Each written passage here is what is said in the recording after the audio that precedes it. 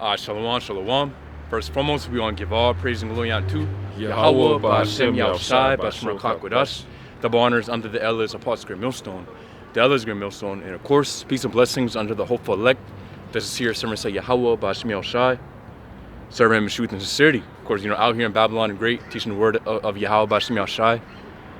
Teaching the downfall of this kingdom, and we understand how we're clearly at the end. With of course all these things happening, you got all these conflicts happening around the world. The scriptures going to Matthew chapter 24, if you can get it. Basically it goes into the time, or basically how the events will look like to signify that we're at the end. So you can start at verse 3. This book of Matthew 24:3. And as he sat upon the Mount of Olives, the disciples came unto him privately, saying, Tell us, when shall these things be? And what shall be the sign of thy coming and of the end of the world? Exactly. So, as we can see here, the disciples were asking Yahushai, what the end times will look like. So, of course, Yahushai is about to give his answer right here. Yep. Verse 4. And Yahushai answered and said unto them, Take heed that no man deceive you. For many shall come in my name, saying, I am Hamashiach, and shall deceive many. Yeah, of course we know Hamashiach. Of course, right there in the text it says Christ, but we know Christ goes back onto the Greek Christos, meaning anointed. Mm-hmm. And of course, to say the anointed within the Hebrew is Hamashiach. So it means, read again. Yep. Matthew 24:5. It says, For many shall come in my name, saying, I am Hamashiach, and shall deceive many. Yeah, so many saying that they're of the anointed. Many saying that they're of the chosen. So what? They're gonna deceive many people in that. And basically, you can basically, of course, look at their actions, and it'll be contrary. Yep. Hey, why don't you put the kids' age? Huh? Gone. So you can keep on reading. Yeah. Verse 6. And ye shall hear of wars and rumors of wars. See that ye be not troubled, for all these things must come to pass, but the end is not yet. Exactly. So I can read again. Yep. Verse 6. And ye shall hear of wars and rumors of wars. See that ye be not troubled, for all these things must come to pass, but the end is not yet. So wars and rumors of wars. And right now we're in the time period where there's wars and rumors of wars. Mm-hmm. Of course you got the Russia, Ukraine, of course, recently you got Israel in Hamas. Yep. And basically, you got all these conflicts happening around the world. You got the, up and coming, of course, the final thing I'm waiting for, which is World War III, which is going to be basically, of course, all these nations coming down to the Middle East. Yep. For World War III, and of course also Babylon the Great being destroyed by nuclear fire. Right. And but it said read the end. Yep. About that. It says, for all these things must come to pass, but the end is not yet. Yeah, the end is not yet. So even though we see all these different events happening around the world, it doesn't mean that let's say Iran sends a missile right now to Israel. It doesn't mean that World War III is gonna pop off tomorrow and then boom, Yahushua is gonna come back right there. Ultimately, we're waiting for one thing, which is the MOTB, the implementation of the mark of the beast. Until that happens, World War III won't happen. Okay. So in order for the nuclear war to happen, the chip, the implant needs to be mandated first. Yep. Go on, so you can keep on reading. Verse 7. For nation shall rise against nation, and kingdom against kingdom, and there shall be famines and pestilences and earthquakes in diverse places. Yes. So for nation to rise against nation and kingdom against kingdom. So and ultimately what the scriptures go into how there's going to be a civil war. We can get Isaiah chapter 19. Basically goes into how there's going to be a civil war, Egyptian against Egyptian. So you got nation against nation, kingdom against kingdom. And you can keep on reading. Yep. Or you actually. Yeah, I had it real quick, but gone. Well, yeah, kinda. You can get it. All right. This Isaiah 19:1. It says, "The burden of Egypt, behold, the Lord rideth upon the swift cloud, and shall come into Egypt, and the idols of Egypt shall be moved at his presence, and the heart of Egypt shall melt in the midst of it." Exactly, because once Yahushua is coming back, once Yahushua comes back, hey, that's it. You know, Esau doesn't know the type of power that Lord's coming back. Right. He thinks that his space force and basically, these things that he's preparing, his technology is going to be able to match against Yahushua. Well, and what ultimately that's a pride that the Lord's putting in Esau. Because at the end of the day, or of course we can get 2 chapter 13. Basically it goes into how yet they durst fight, meaning that once Yahushua comes back, they're still gonna fight even though they're gonna be afraid terribly. Yep. Verse 2. And I will set the Egyptians against the Egyptians, and they shall fight every one against his brother, and every one against his neighbor, city against city, and kingdom against kingdom. Exactly. So Egyptian against Egyptian. And we know how this is speaking about the modern day Egypt. And we can get how Babylon the Great is the modern day Egypt, which of course the modern day Egypt is America. Yep. And we can get that in Revelation, where it says how this place is known as spiritually, or this place is called spiritually Sodom and Egypt, because spiritually this place has the same works.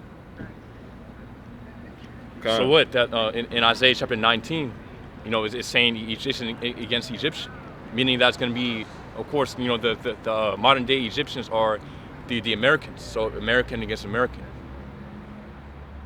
Yep. Let me get that. This is Revelation 11:8. And their dead bodies shall lie in the street of the great city, which spiritually is called Sodom and Egypt, where also our Lord was crucified. Exactly. Where also our Lord was crucified. So this place is called spiritually Sodom and Egypt, because again, you can go and what was Sodom known for? Obviously the wicked, perverse, sodomy. Yep. That's what they were known for. And within America, that's heavily pushed. Of course the alphabet lifestyle.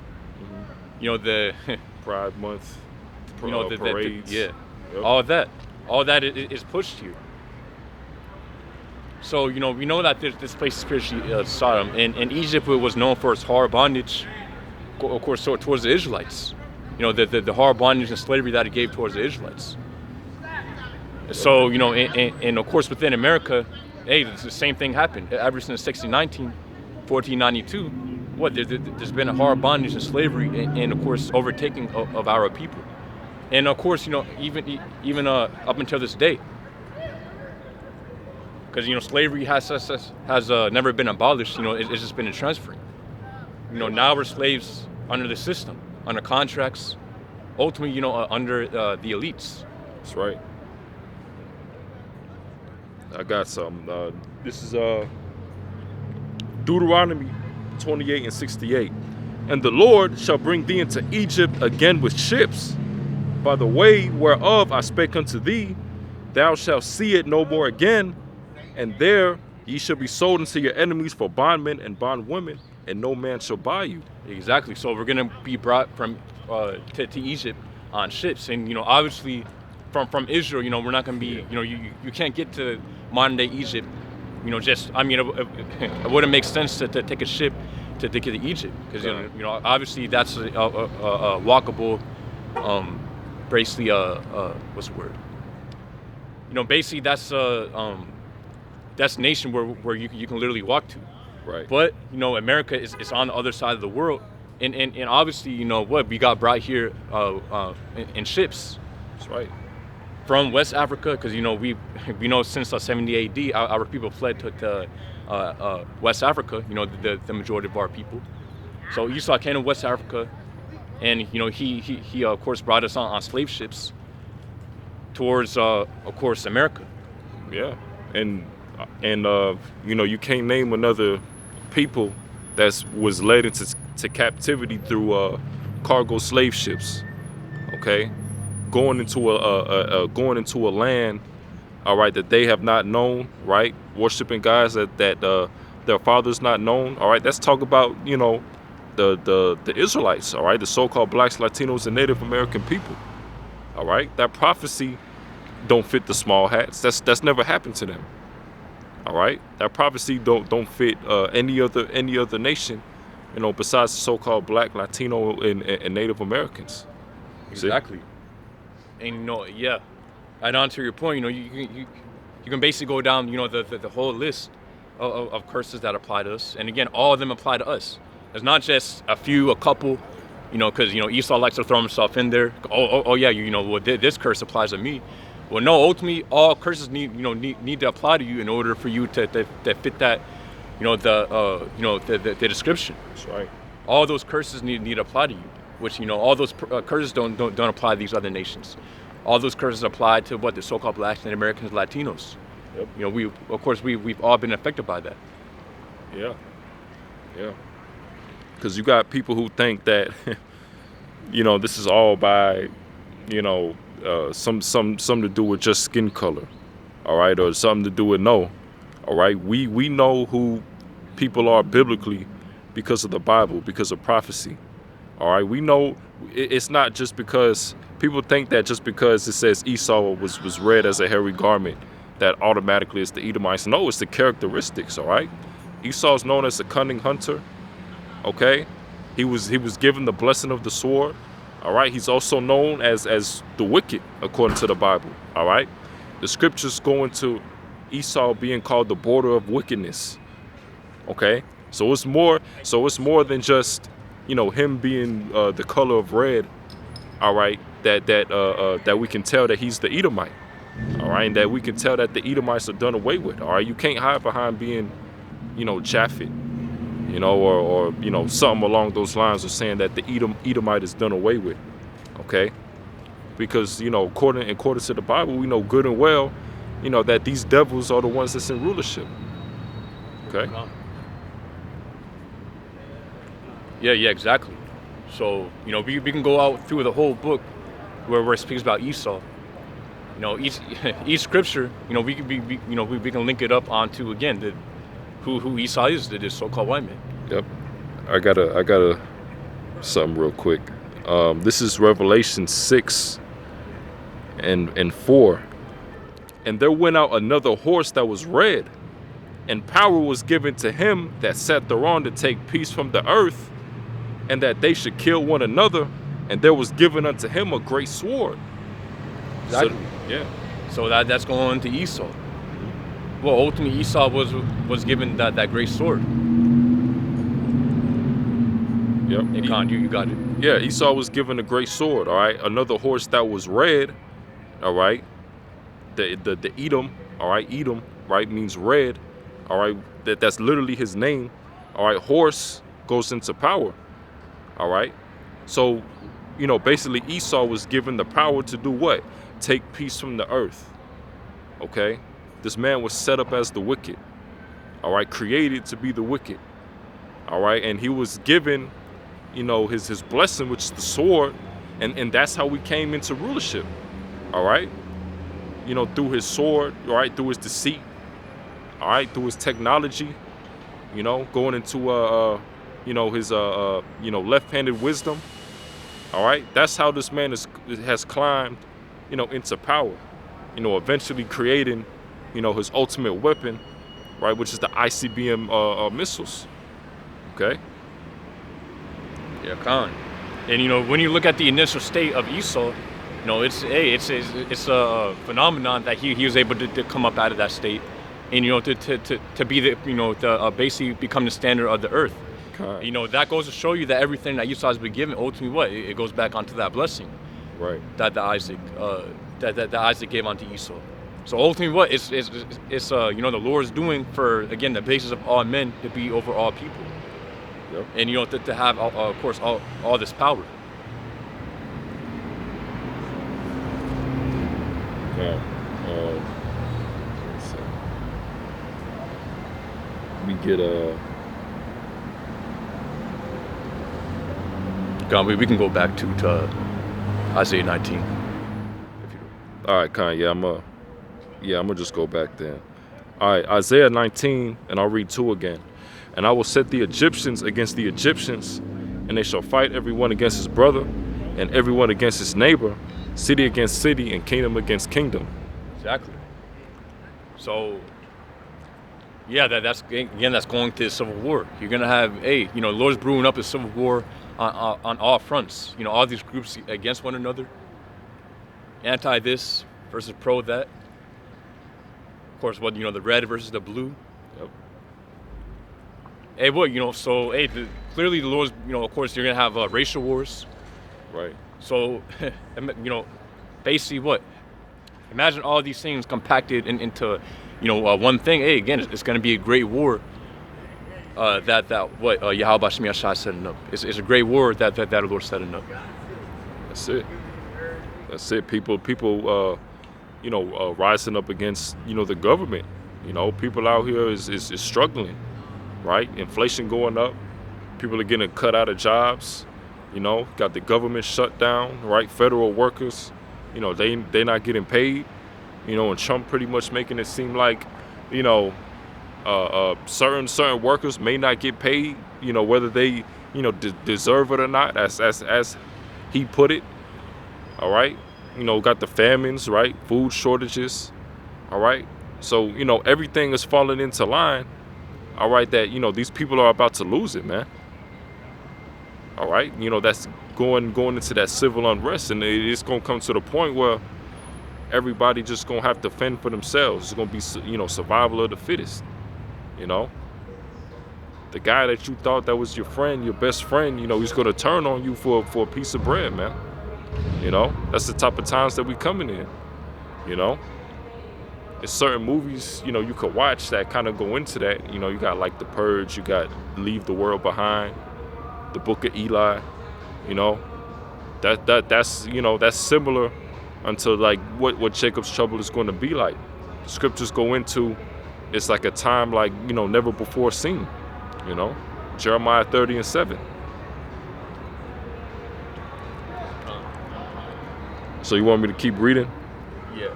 Verse 3, and the spirit of Egypt shall fail in the midst thereof, and I will destroy the counsel thereof, and they shall seek to the idols and to the charmers, and to them that have familiar spirits, and to the wizards. Yeah, exactly. And what's a huge idol today? Of course, huge idol today, of course, is AI. AI and not just AI. Of course, you got all these different technocrats, Elon Musk, Bill Gates, and all these people at the top, and Donald Trump, of course, who basically have a say so within society. And again, especially AI. People are of course flocking to AI for the answers, man. Which again, we use AI as a tool, but we know of course it's just a tool. It's just a highly advanced Google search, basically. Yep. But again, these people put these things as if it's their God. So what? Once Yahweh Shem Yashai comes back, ultimately,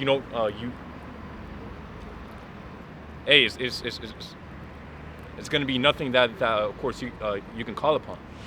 Yep. And at that point, they'll know that a prophet hath been among them. That's the once their idols fail, the number one thing they're gonna look for is the truth, the word, man. Because we were the ones coming out and preaching the downfall of this kingdom, going into biblical prophecy, going into the MOTB. All right. And once all these things just start to unfold before these people's eyes, because people think we're out here, and it's in what we're saying is just completely ridiculous. It's not going to go that way. America is going to keep going for forever. America's at least going for another couple 100 years, 1,000 years. But when you go into the Bible, all right, that's not the case. All right. All like we just read in Matthew the 24th chapter, we're living in those times, man. All right. So we coming to the end. Going to read this real quick. It says 2 Ezra chapter 16 and 21. It says, behold, victuals should be so good sheep upon earth, that they shall think themselves to be in good case. And even then shall evils grow upon earth, sword, famine, and great confusion. Yeah, that's the point. So, the key point is what? Great confusion. It says, behold, victuals shall be so good sheep upon earth, that they shall think themselves be in good case. It says, and even then shall evils grow upon earth, sword, famine, and great confusion. Exactly. Because, we know that, basically Esau's coming in with this new system where, he's going to reset everything. So for those people who go inside of that, who basically want to be part of that system, which ultimately, you taking that mark of the beast in Revelation chapter 13 and 16, which is the RFID implant. Yeah, hey, ultimately, that's going to be people thinking themselves being a good case. But what it says, and even then shall evils grow upon earth, sword, famine, and great confusion.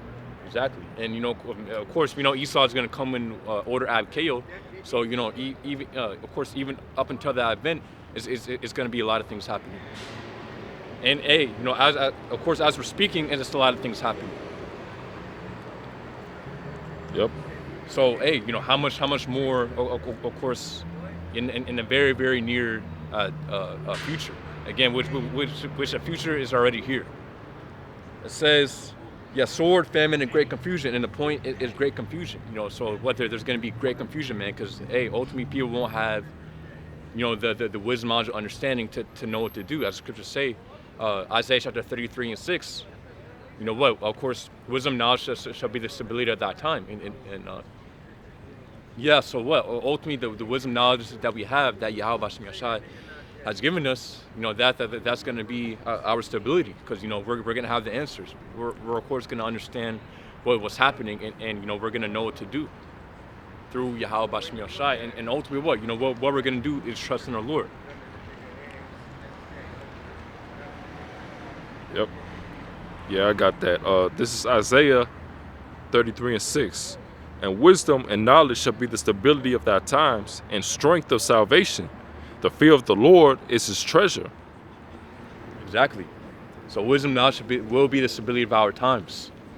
So again, us being built up within His truth, that's ultimately gonna be fruit unto us. That's gonna be a reward unto us. Because again, Yahweh Bashem Yashai will protect us. We can get Revelation chapter 3 and 10. It says, because thou hast not kept the word of my, it says, because thou hast kept the word of my patience. So this Yahushua speaking. It said Revelation chapter 3 and 10. Because thou hast kept the word of my patience, I also will keep thee from the hour of temptation, which shall come upon all the world to try them that dwell upon the earth. Exactly. So again, there's going to be reward for those who of course do the Lord's will. And what ultimately the reward for those who of course do what Yahushua has commanded us to do. Well, ultimately, again, we're going to be protected within these times. Of course, we're still going to have to pass through the fire in these different things, but the point is that Yahweh Bashem Yashai will reserve His elect. So, of course, throughout all that, of course, again, Yahweh Bashem Yashai is going to reserve us. The scriptures say how we're going to be merry and of course, have abundance. The Lord's going to be doing miracles, ascending spiritual power for His elect. Well, of course, for select men, Lord's going to actually give them spiritual power. Of course, sending angels, and again, doing miracles for His elect's sake. Yep. Yeah, I got a precept. It says, Job 5 and 19. He shall deliver thee in 6 troubles. Yeah, in 7 shall no evil touch thee. In famine he shall redeem thee from death, and in war from the power of the sword. Exactly. And that's going into the nuclear missiles. Of course, once Yahushua comes back, of course, again, he's going to deliver the elect from of course, being with that nuclear or of course being a part of that nuclear fire. Again, of course, at the climax of World War III, Yahushua is coming back right then and there to deliver His elect. Because if Yahushua didn't come back to deliver His elect, then obviously the elect will perish in America. Yep. So Yahushua is coming back right then and there to deliver His elect out of America. And of course, with that, Lord's going to send His chariots throughout the world to deliver the main place of salvation will take here first. That's right. or this is going to be the main place. Yeah, kind. Cause this place gotta be burnt the hell up, man. You know, Yeah, fully. Fully. 1%. yeah, completely in flames, man. And the flames is gonna burn for a very long time. All right, and once they go away, it's just gonna be a place where desert creatures and things like that, are roaming around. All right. So and nobody's gonna live here. And anybody that's not saved from that destruction, all right, they're gonna perish. All right, they're gonna be destroyed. All right, so in order, if them missiles are shot and you're in Babylon, all right, and you're not beamed up with that chariot, man. Then hey, that's it. You're through. Exactly. So hey, we want to make sure that we don't take part of that of that destruction, man. So ultimately, those who are beamed up are the ones who serve the Lord, and of course do His will. Not just know the name, not just have faith, but also doing the works. That's why we're of course out here. Of course because we're doing the will of the Lord, which is what to go out there in the highways and byways to feed His sheep. Yep, got precept. Yeah, kind of got it. It's Philippians 2:12. Wherefore, my beloved, as ye have always obeyed, not as in my presence only, but now much more in my absence, work out your own salvation with fear and trembling. Exactly. So we gotta work our salvation with fear and trembling. Because hey, ultimately, we can't save you can't save another brother. So. Well, ultimately, we have to work out our salvation with fear and trembling. Meaning that, well, first and foremost, we got to make sure, of course, we're doing what of course, we have to do for Yahweh B'Shem Yahushai. Shit.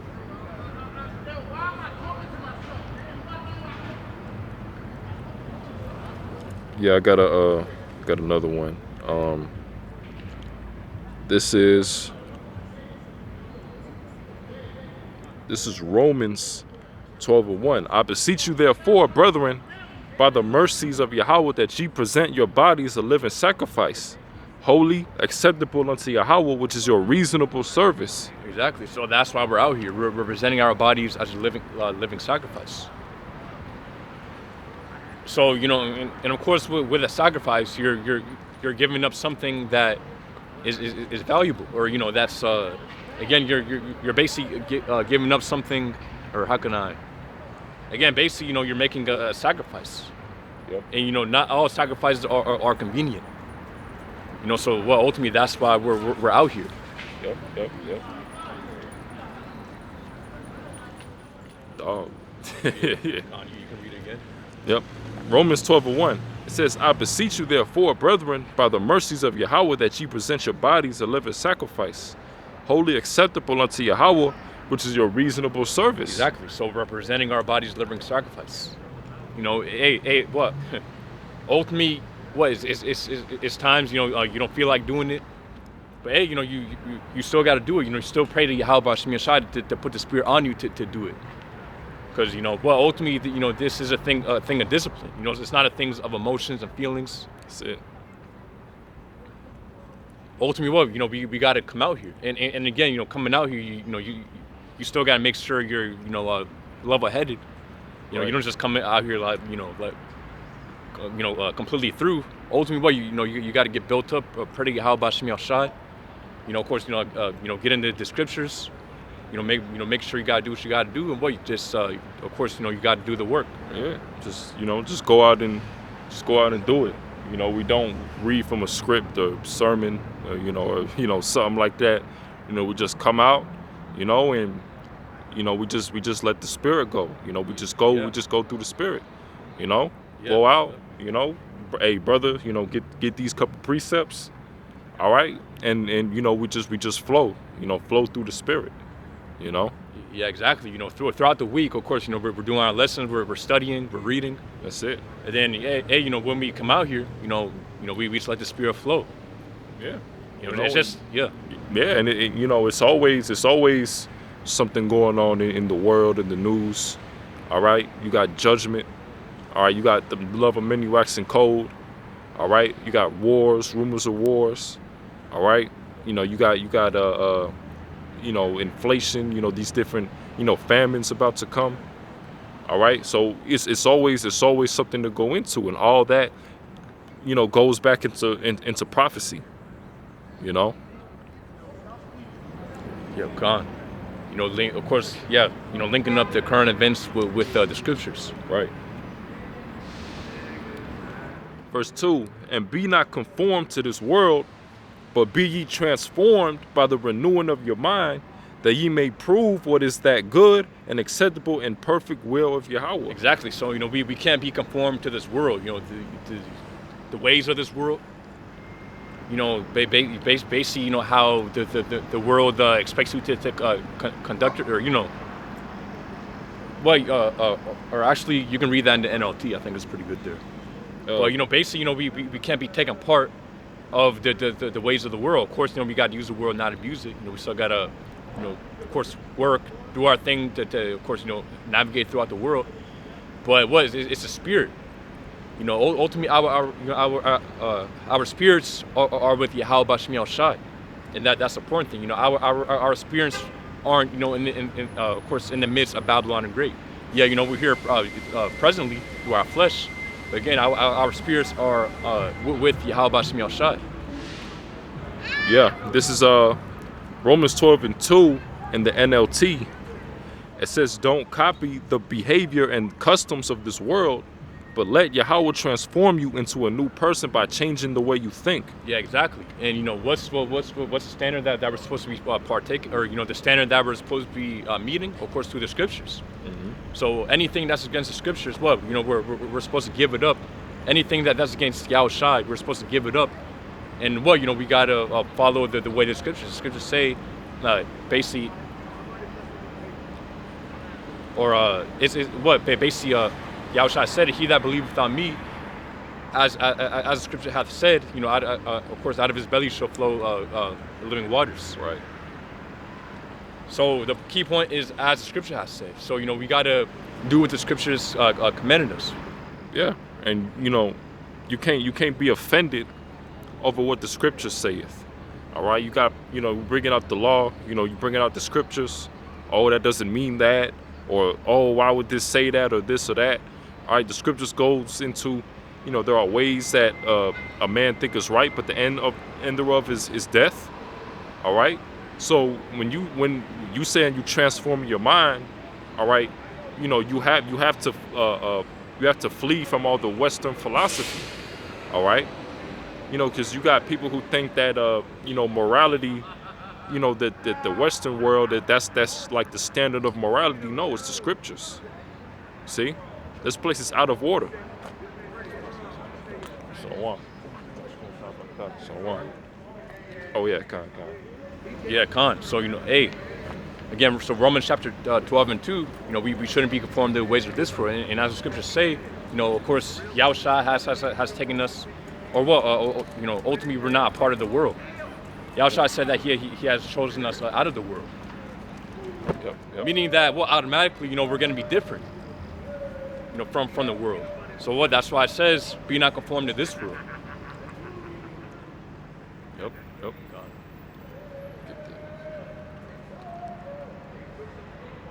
So you can read that again in the KJV.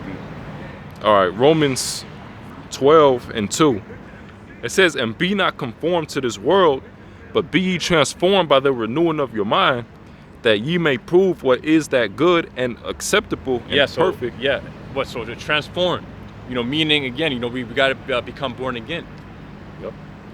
So again, anything that's against Yahweh B'Shem Yahushai, anything that's against what Yahushai commanded, we got to cast that off, because that's of course part of this. That's part of this world. Yep. God, so you keep reading. Yeah, Khan. Romans, you said read again? Or you can read the next part. Khan. Romans 12, 12 and I'll go to 2 again. And be not conformed to this world, but be ye transformed by the renewing of your mind, that ye may prove what is that good and acceptable and perfect will of Yahweh. Then it says, for I say through the grace given unto me, to every man that is among you, not to think of himself more highly than he ought to think, but to think soberly, according to as Yahweh hath dealt to every man the measure of faith. Yeah, of course, that's the spirit that we're in. We got to be humble. Not thinking that we're at the top. Of course, ultimately, we of course. Or just like I read again. Yep, Romans 12 and 3.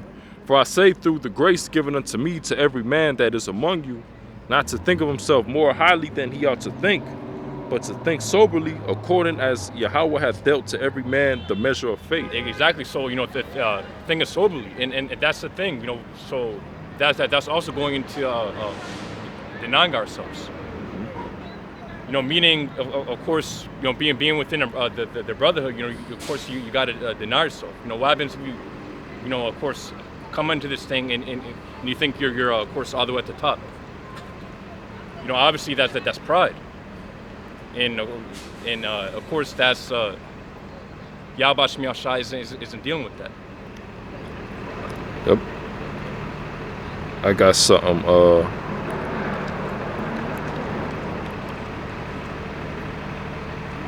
This is the book of Luke 14 and 11. It says, for whosoever exalteth himself shall be abased, and he that humbleth himself shall be exalted. Yeah, so that goes into you can't be proud in this thing, right? The wicked, one of the biggest traits of the wicked, the Edomites, is their pride, them being proud. All right, us being servants of Yahweh B'Shem Yahushai, you gotta humble down. This ain't a thing about being right, like the brother was saying, being the top guy, having this certain rank. All right, you gotta be humble in this thing.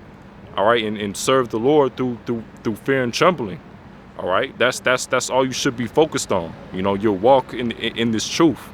The fear you have. All right, for Yahweh B'Shem Yahushai. Okay.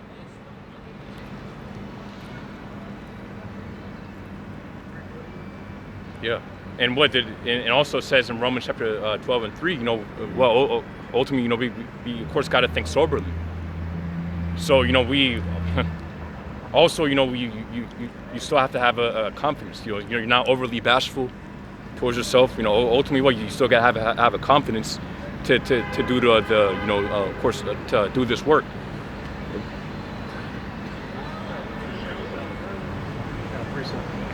Go. Yeah, you go. It's 1 Timothy 3.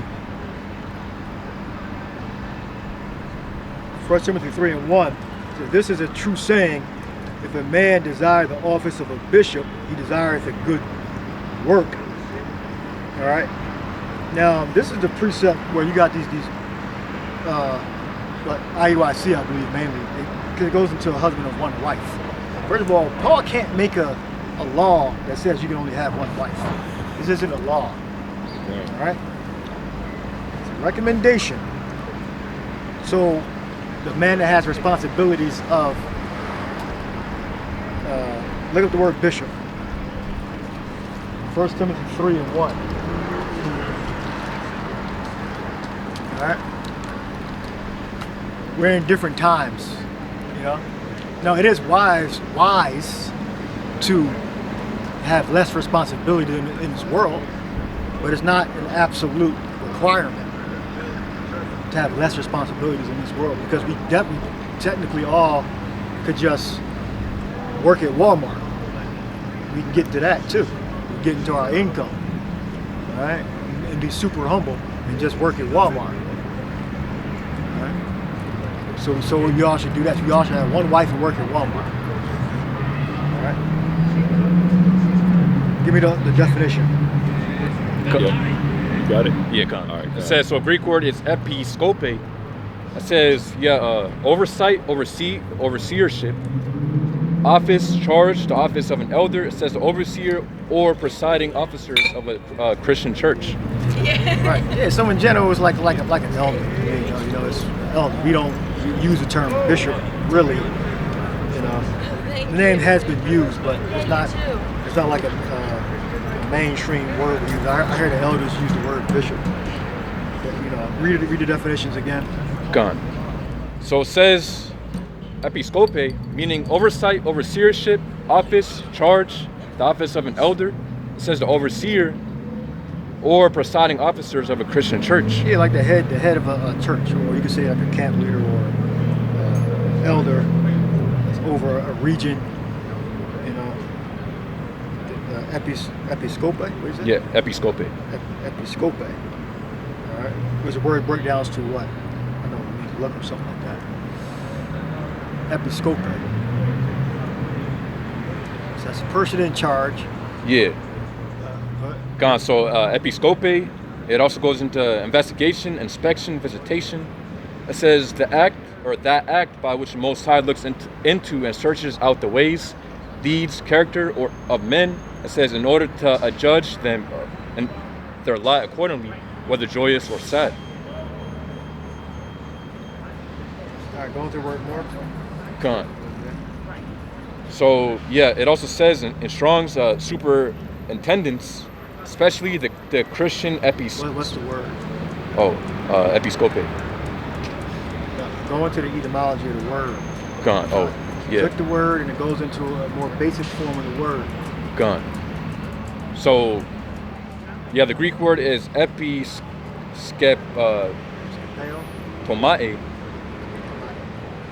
Yeah, meaning to look upon or after, to inspect, examine with the eyes. Right, to look upon. Yeah, so the head of the church that's the job, is to look around and inspect, you know, improve things where they need to be improved. All right. So it says, this is a true saying: if a man desire the office of a bishop, he desires a good work. A bishop then must be blameless, the husband of one wife, vigilant, sober, of good behavior, given to hospitality, apt to teach. All right. Not given to wine, no striker, not greedy of filthy lucre. These are all good things the Apostle Paul is saying. It's not in transgressing of the law. All right? Because when you're building up a church, you got to make sure that the leadership knows how to effectively run his congregation. All right? Not given to wine, no striker, not greedy of filthy lucre, but patient, not a brawler, not covetous, one that rules well his own house, having his children in subjection with all gravity. All right? So, if anything's against the law, or that's permissible in the law, you can't make a,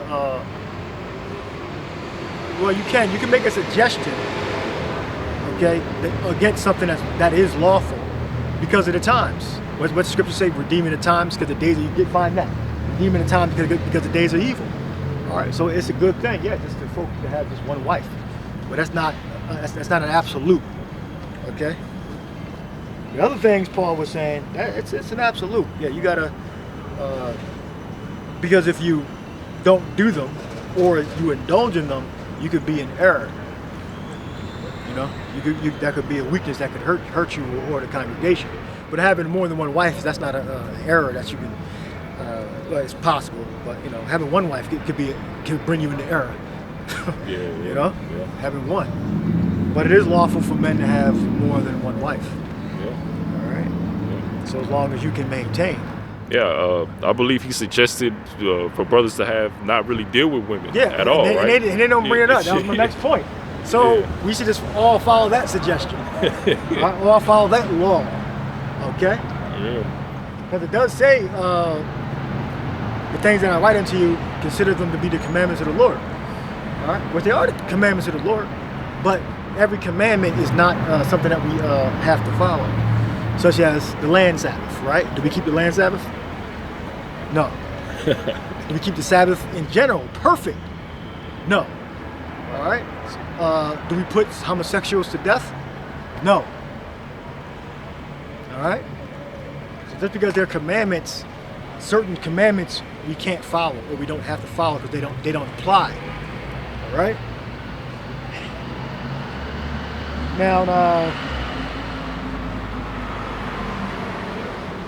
there was a point in here I was trying to make. Let me look for it again. I got Ephesians 5. Hold on. Let me read this first. Let me read this real quick. Oh, the 6th verse I was talking about. It says, next verse. Not a novice, lest being lifted up with pride, he falls into condemnation of the devil. Look up novice real quick. We'll look it up. Not a novice.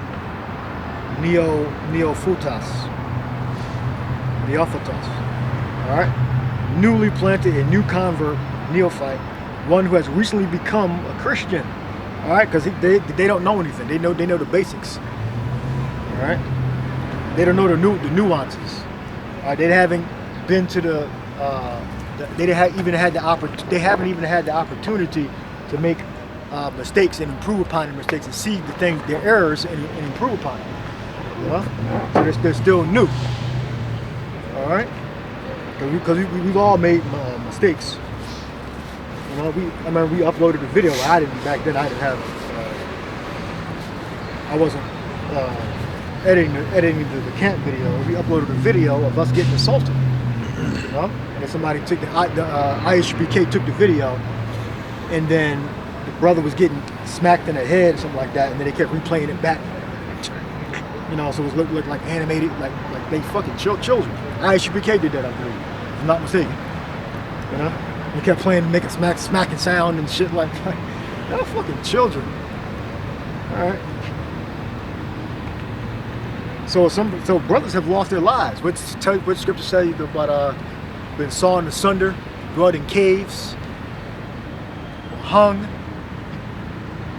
killed with swords, weapons, you know? And the brother got smacked in the head. I think brother's head hit my head bounced back. It was like, they made like a parody out of, and they kept replaying it back and forth like every second to loop it.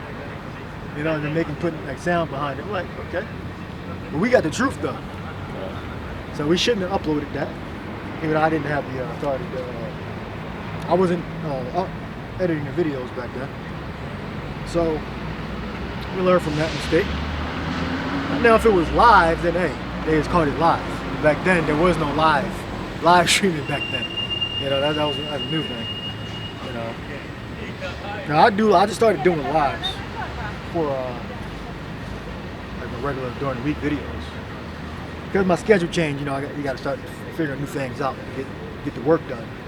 So just because, you know, your schedule changed don't mean you don't get to do the work. You got to make adjustments. So it seems like I'll be doing lives when I can. All right. So you got to make room. All right. It's your responsibility for continuing education. And if you have a question, then I'll answer it. If I don't know it, then I'll ask somebody that I believe knows the answer. But yeah, it's our responsibility to because we're not the elders brothers anyway, not newly coming to the faith. All right, so we have responsibility to look over the congregation. All right. Now IUIC, they're the ones that say the one wife thing. IHBK doesn't do that. Now it is wise to only deal with one woman. All right? Especially if you're dealing with two wicked-ass worldly women, you know. But again, with experience and knowledge, you can have multiple women if you want. You know, it's not something I'm going to be looking over. Like, are your women in order? It's not none of my business whether your women are in order or unless we're like really close. Then we know we'll have discussions about that. But in general, you know, it's not another brother's business. You know, how he's taking care of his wife or wives, you know. Give me, you said you had Ephesians? Yeah, Con. So it says Ephesians chapter 5 and 15, it says, see then that you walk circumspectly, not as fools, but as wise, redeeming the time because the days are evil. Yeah, walk circumspectly, be wise. You know, read it again. It says Ephesians chapter 5 and 15. See then that you walk circumspectly, not as fools but as wise, redeeming the time because the days are evil. Right. Yeah. So you got to know the things that can happen. But it says from garments cometh the moth and from women wickedness. So that would, yeah, it would be a good thing for you to have one responsibility than to have 2 or 3 or 4 or 5. You know, that can get pretty expensive too. So it is a good thing to have one wife, but it's not an absolute law where if you have one wife, what's the penalty? Remember, Paul also suggested that he wished you could all be like him, to have no wife. But they never bring that part up. IUIC.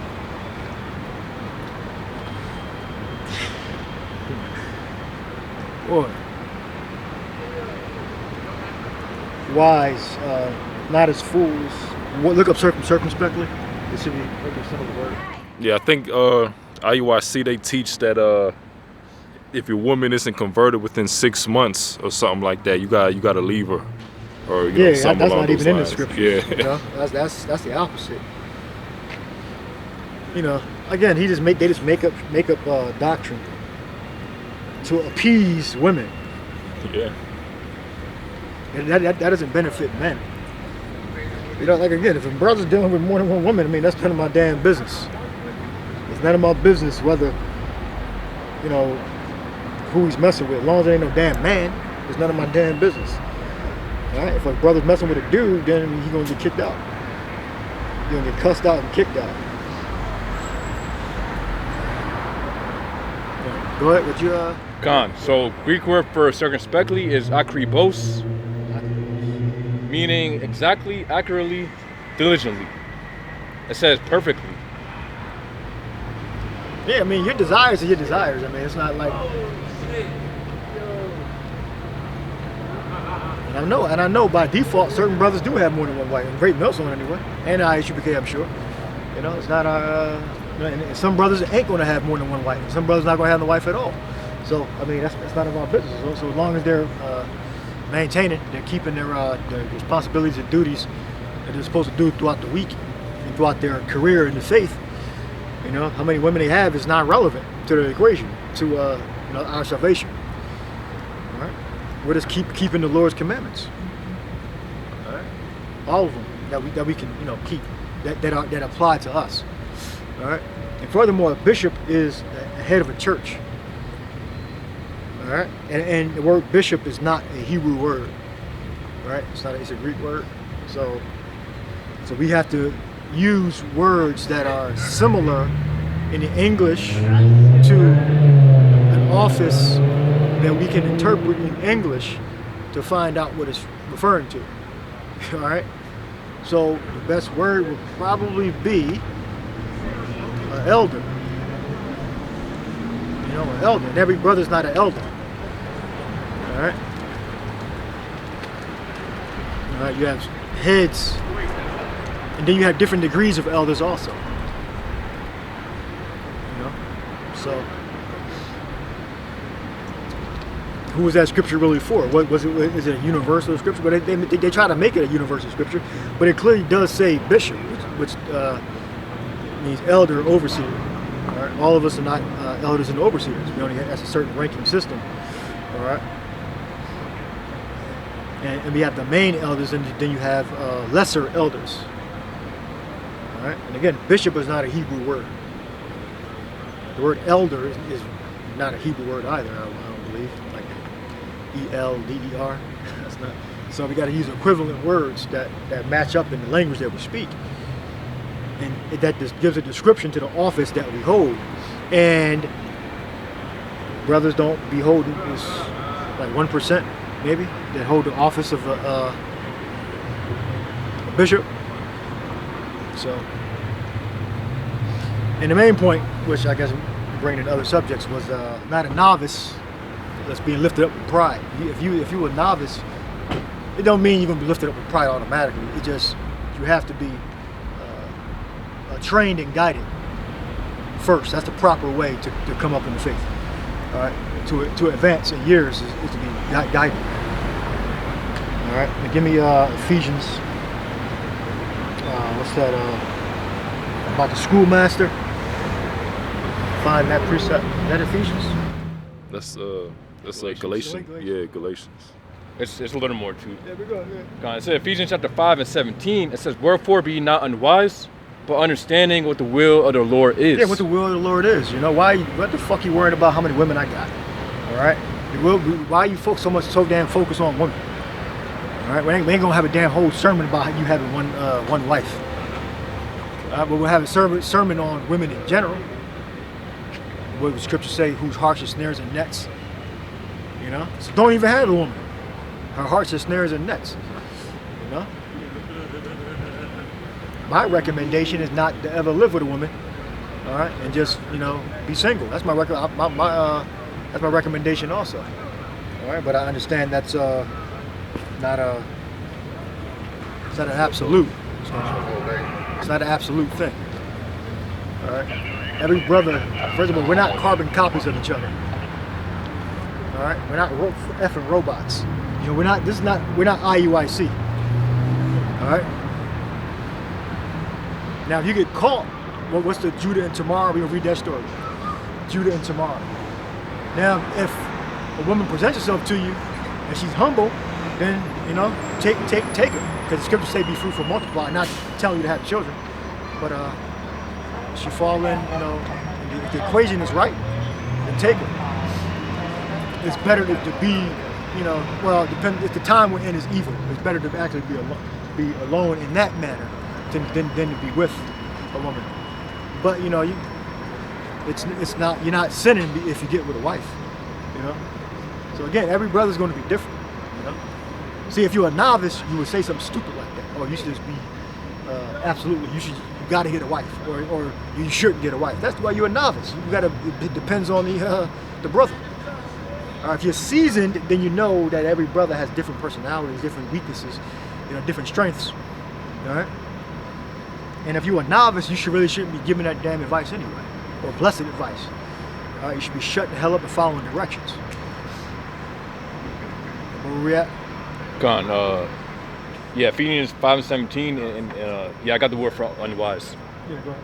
So the Greek word, it says aphron, it says without reason, senseless, foolish, stupid. It says unwise. Yeah, unwise. It says without reflection or intelligence, acting rashly. Yeah, without reflection. Okay, yeah, you gotta reflect. Look back at yourself.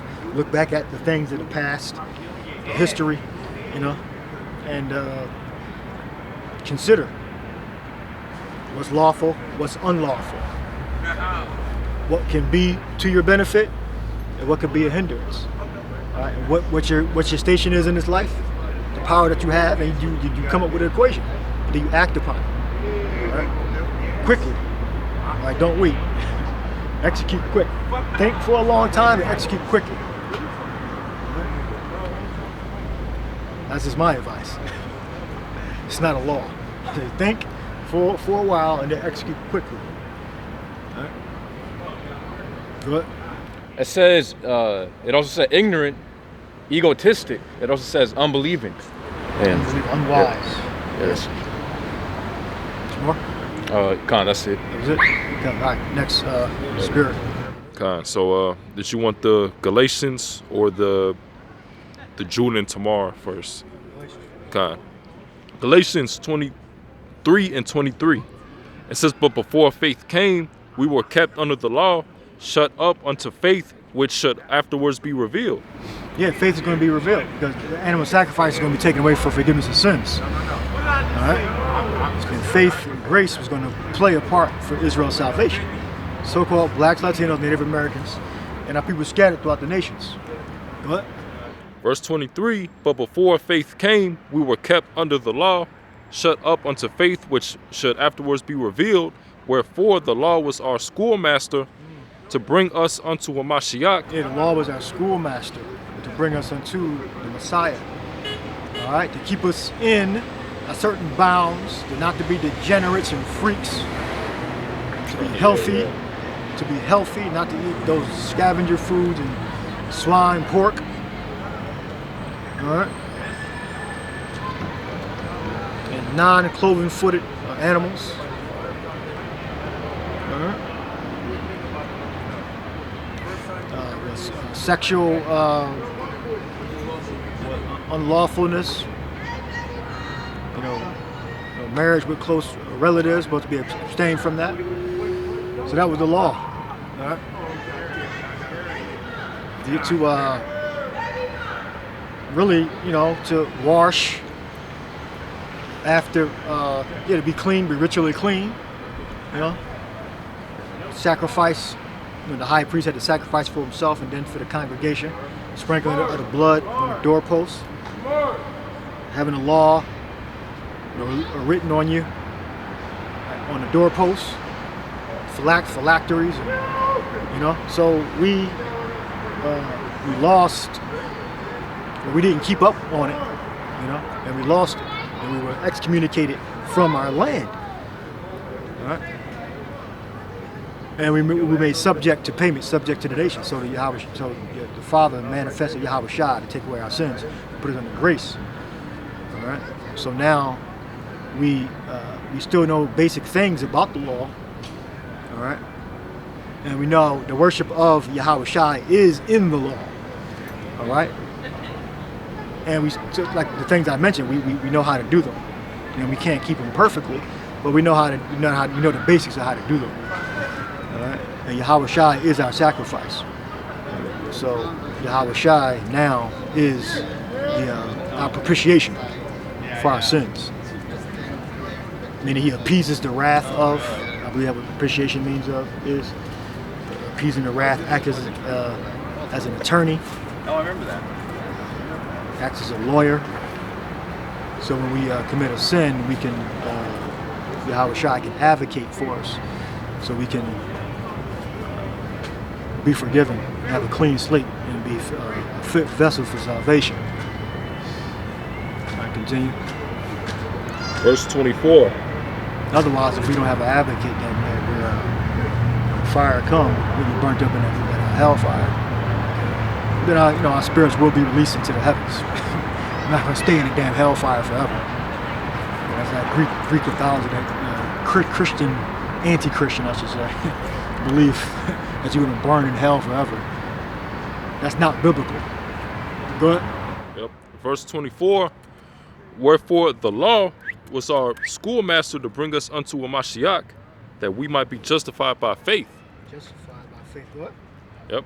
It says, but after that faith is come, we are no longer under a schoolmaster. All right. Now, that doesn't mean that we forget everything we learned up to this point. All right. It just means we're not bound by the absolute law of what we were taught. All right. It means what? We keep the basics. And if we keep the basics, that means sometimes we're going to mess up. Sometimes it's going to be somewhat perfect, but not quite, because we're still in a system that is not conducive to being perfect. We were never in that system. That's why we had to slaughter animals. So how much more in a wicked kingdom like this that was built up on a tyranny, against our people anyway,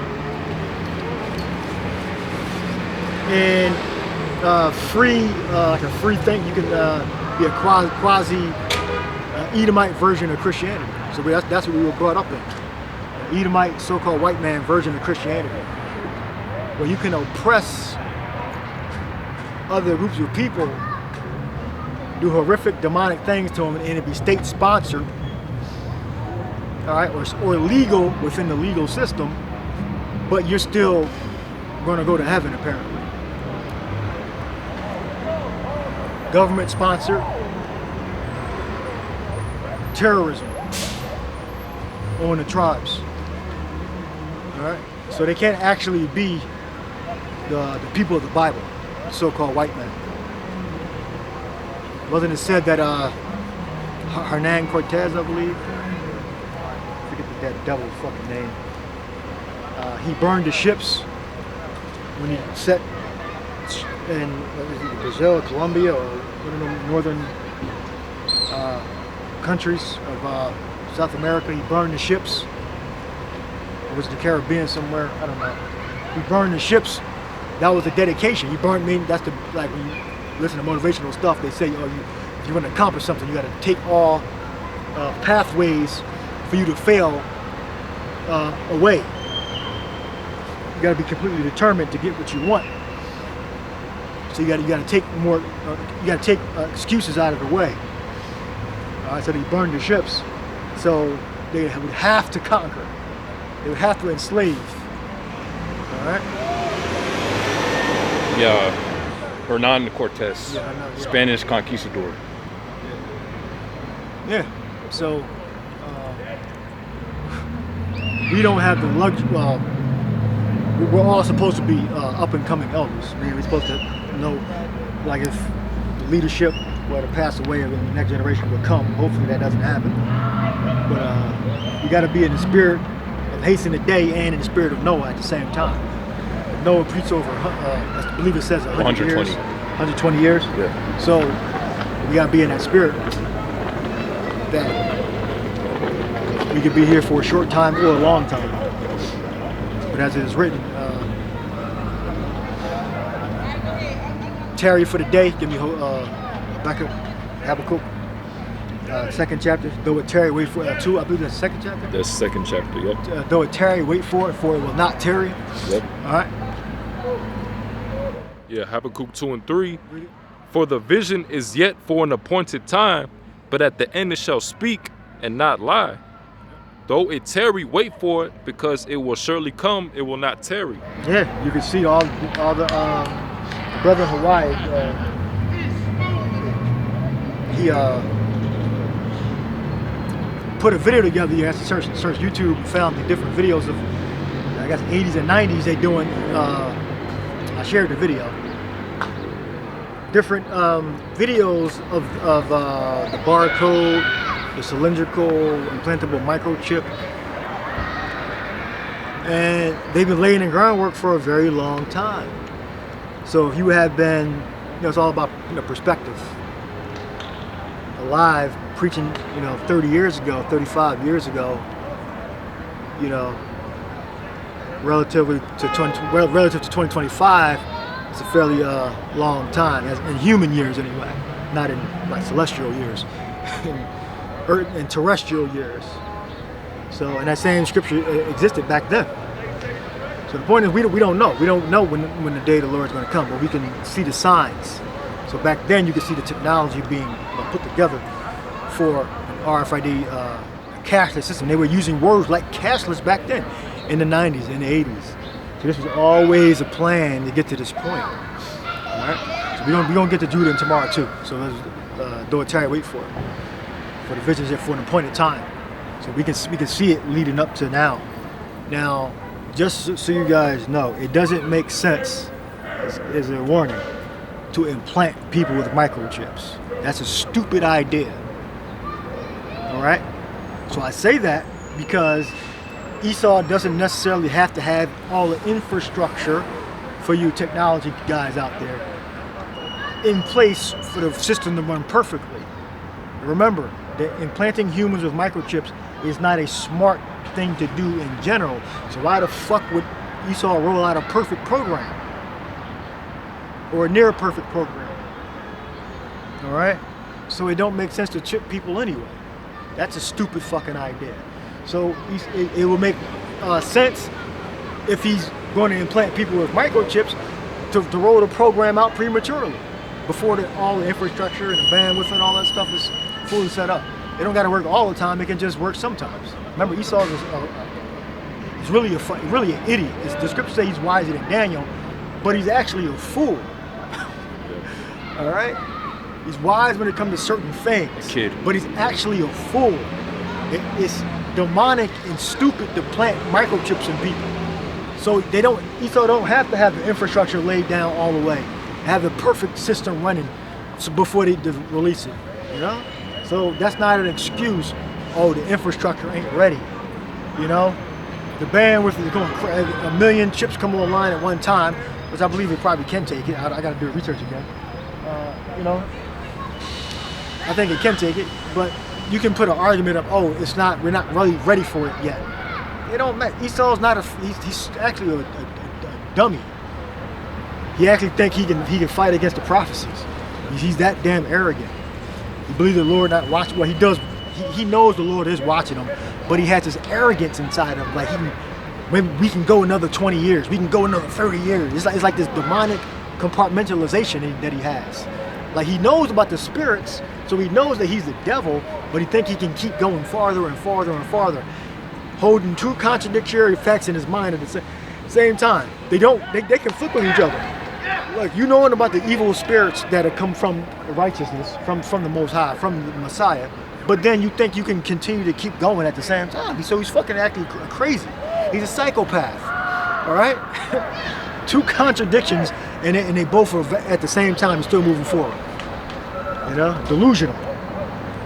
Go on, got a precept. Yeah, go ahead. It says Proverbs chapter 14 and 16, a wise man feareth and departeth from evil, but the fool rageth and is confident. Yeah, fool raging and is confident. And Esau has all the information. He has all the information. He has the information about the spirits because they worship Satan. All of them worship Satan. All right. Then he knows the facts of the scriptures, like which he already knew. And if he didn't know, then when the apostles and the brothers came on the scene, they informed him of a lot of things that they didn't know, that they may have not known. So they have the whole understanding on both sides. This is why they call themselves the enlightened ones. All right? They have the archaeology. They have the bones and the artifacts. They know. All right? They have the paintings. They know the great men were the brown, dark colored men. All right? That's how they drew pictures of them. All right? They drew pictures of them dark. Why they drew pictures of them dark? Because they already knew what they looked like. All right? So Esau, he's really a dummy. He's really stupid. All right? Get more, right? Gone. It says, Proverbs chapter 14 and 17, it says, he that is soon angry dealeth foolishly, and a man of wicked devices is hated. Yeah, so eventually Esau, he's going to be hated worldwide. It's going to become more known. It's already known, but you know, it's a consensus. Like, well, everything's still normal. But when they turn the energy up, all right, turn them frequencies up, you know. And remember, Esau can embed technology that code you can't read. You know, different subroutines that's already implanted in the software that can make things go faster. Okay? Because remember, our internet speeds are buffered. Okay? They are buffered. It's programs they have that allow you to get a certain upload speed and download speed. So all they do is they go in and they change the program and allow the pathway to open up more. All right. So all they got to do is have the infrastructure there, and they just change the program. You know, just change the program, update the program, upgrade the software. You know, that's why in battery technology, you know, they're using I don't know how far they can take it without changing the hardware, but they do software updates to make the energy charging and discharging more efficient. So now I'm sure there's a limit to that, but Esau, you know, the technology that they're in control. All right. Then when they get software get to a certain limit, then they upgrade the hardware.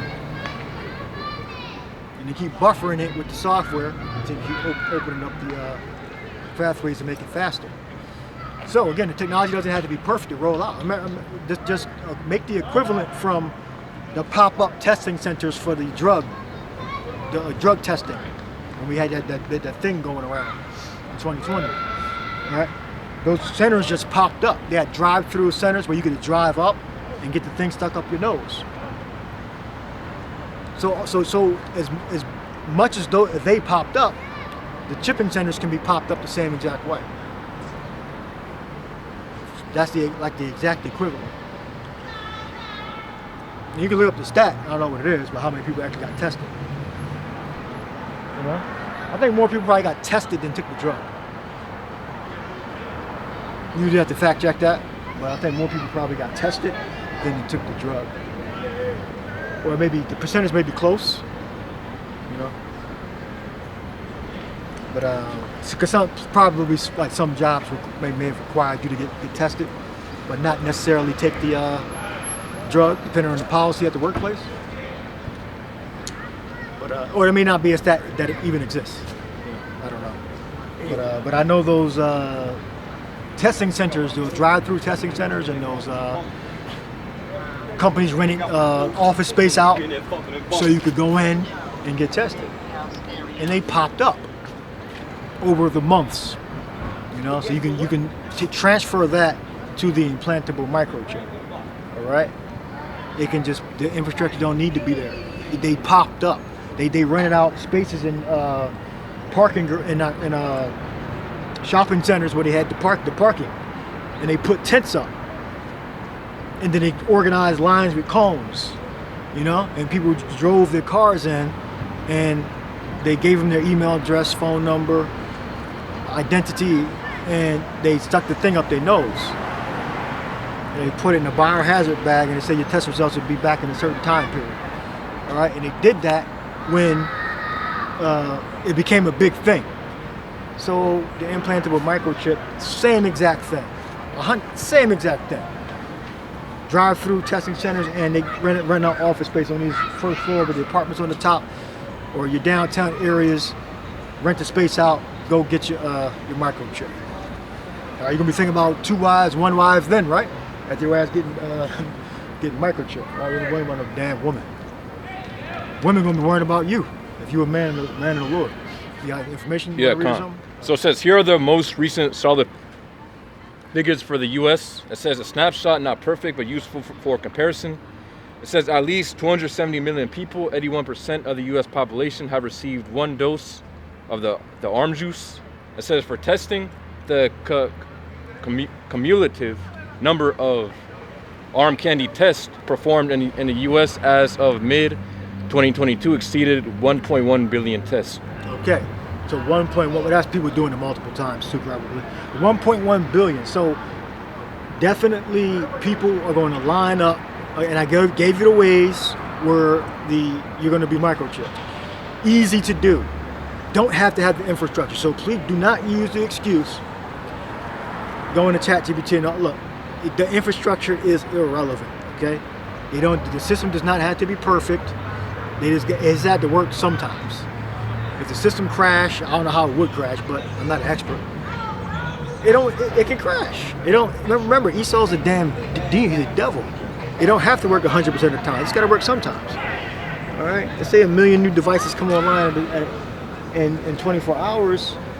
Okay, 1 million. The system can handle scanning. It's just the infrastructure is already there. All right. People can build database very quickly now. They have AI. They built the damn database real quickly. The independent companies, laboratories, GlaxoSmithKline, GenXWorks, Quest, Diagnostics, they already have their databases already together. They just got to be a new user, add it in. And then that can all be gathered together to a central system. And they have, government level AI that can help organize it. A central database. All right. And all the banks are connected to a central database anyway. It's a pathway for it to a government institution. A private bank has a pathway directly to the government. They have communication lines. All right. So it's completely feasible for it to be a national microchipping program. The infrastructure is already there. Just got to come online. Got some more information on it? So looked up how do AirTags work. So of course you got the Apple AirTags. Yeah. Basically it's a small device that you can use to track things. So it says Apple AirTags work through a layered mix of Bluetooth, UWB, ultra wideband. And they're passive or active? Passive means technically they're passive with just a battery. No, active would have a battery. Oh, okay. Then technically, it will be active. But it's not like transmitting signals. It's just receiving. Okay, just receiving. Yeah. It says, and upon my network, it says a mesh of hundreds of millions of Apple devices quietly helping each other, helping each tag broadcast its location. So it says core hardware. Each AirTag contains Bluetooth LE short range for communication with nearby iPhones, iPads. Make sure it's not transmitting. Just read what you're reading. Make sure it's not transmitting. If it's transmitting, it's active. So just look. You can finish reading that, but just it has a battery. If it's passive, normally there's no battery. Like the RFID microchips, they're passive. They have no battery. They use the magnetic waves that come in from the scanners to power itself. So normally when it has a battery, it's active. But so it can transmit. And, and the technology for go ahead. That's much too much. Go. Gone. So yeah, looked it up. It says AirTags are a hybrid, but functionally they're active beacons with a passive network. All right, active beacons with a passive network. Okay, you do use the word solid. All right. Gone. Yeah, so it says active component, the AirTag itself. An AirTag continuously broadcasts a low energy Bluetooth signal. That means it's active, it generates and transmits its own data pulses. There we go. So it says power source, eternal the CR2032 battery. It says frequency, Bluetooth, low energy at 2.4 gigahertz. It says, purpose, announce its unique encrypted identifier. So in technical terms, an AirTag isn't a passive like an RFID sticker. It's a small battery powered transmitter. Right. Yeah, that's exactly what I just said. All right, go ahead. Continue where you were reading. Gone. So it says, so point 2. Well, so it says the UW chip U1. It says enable centimeter level precision when used with UWB equipped iPhones. It says accelerometer. I can never say that. Accelerometer senses motion, helps determine if it's stationary. Yeah. Gone. It says senses motion, helps determine if it's stationary or moving. It says it also says replaceable coin battery CR2032 lasts 1 year. So it says point 2, local communication.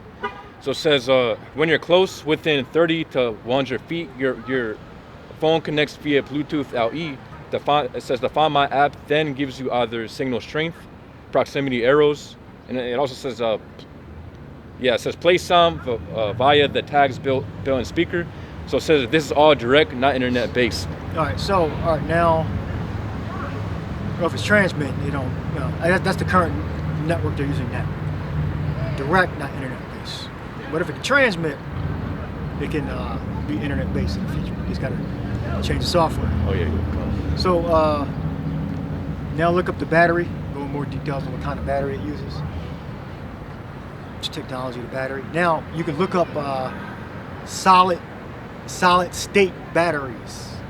They're still in experimental state. They're not being mass produced or used at all. Solid state batteries, because the current batteries that we use today in industrial and in regular consumer commercial, they're still liquid. You have an anode, a cathode, and an electrolyte. So they still have a risk of fire. All right. Now, I guess if you want to put a tracking device, because they say, well, you look up the RFID microchip, they say, oh, you can't be tracked. Well, if they put a very small, let's say lithium ion based battery powered, so it can transmit, you can get your GPS location. The technology has to be, this is very small though, and it can still fit into between your first finger here and your thumb, stick it right there, all right, with the same size. So you got to look up the technology of the batteries. That probably because the battery probably be the biggest thing, right? So they say, oh, we're not. Now again, you don't have to have tracking technology in a microchip for it to be the mark of the beast, but it's possible. But solid state batteries, I believe, are going to be more expensive, and I believe they're going to be lighter weight and smaller. If not, we can look up the facts on that.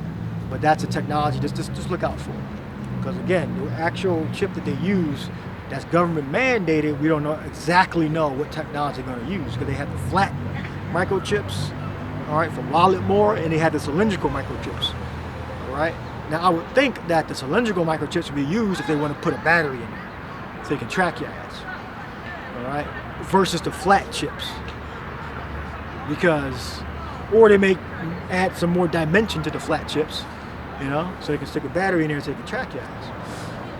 You got some information? Gone. So I looked up. Yeah, what's more detail on the battery uses? It says AirTags use a CR2032 lithium coin. So a battery, the same. Lithium ion. Is it lithium ion? It just says a lithium coin cell battery. Ask them where they talk about lithium ion. Well, ions from the lithium, I guess. They transfer from the anode to the cathode and it's connected to a circuit, if I'm not mistaken. Anode would be the negative and cathode would be the positive. So you have an abundance of ions, or electrons on one side, and connected to a circuit, it travels from one side to the next side. When it closes the circuit. So where the ions coming from? No, it didn't say ions. Gone. So it says no, the AirTag isn't lithium ion. It says it uses a CR2032 lithium metal coin cell. Not ask what the chemical composition of the batteries. Gone.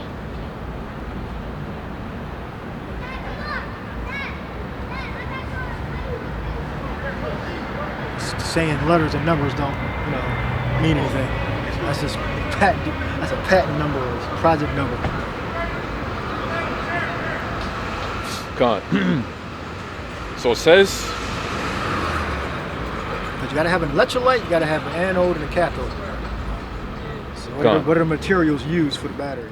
So it says here's a concise comparison. So for the lithium, the CR2032, it says lithium manganese. Manganese, okay. Dioxide. Lithium manganese dioxide, okay. And of course lithium ion, Li ion. So it says for the CR2032, it says obviously it's not rechargeable, it's single use.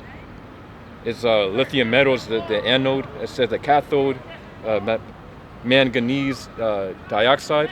All right, so one is, so the lithium has the abundance of electrons, which is a negative, and it goes to the positive. All right, so it uses the electrons from the lithium. So when it said it's not rechargeable, all right, that's by design or by chemical makeup. How it's chemically made. All right, so that it's prone to fire because there's another theory about if you let's say disobey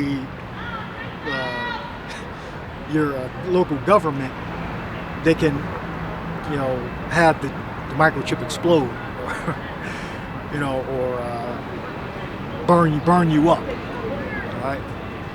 Now I don't know how, because it's such a small amount of material.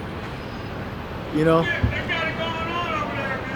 have, so I don't know how they could use that small amount of material. It definitely can poison you. It definitely can poison you. I guess that's enough. Maybe you don't need a little bit of that material. It has electrolyte, right? Because you got to the two. Ask about electrolyte. You have to have the two sides. I'm trying to see about how it can poison you. All right, you got the anode and the cathode. Anode being a negative, cathode being a positive, and then the electrons are transferred from one side to the other, but it goes through the electrolyte. In traditional car batteries and industrial batteries, that's how the battery works. So they use the electrolyte as a medium to transfer the electrons. They trade from the abundance of electrons to the lack of electrons connected to a circuit. So I can see them using that medium to, delete you. But how much of it in that cylinder, I don't know if it's enough to actually delete a person. All right. You have this information on that? So it says electrolyte? Yeah, It has electrolyte in it? Yep. Yeah, it says in a CR2032 lithium manganese dioxide battery, it says the electrolyte is a key medium that allows lithium ions to move between the anode and the cathode. So negative to the positive. It's an electron theory thing. It says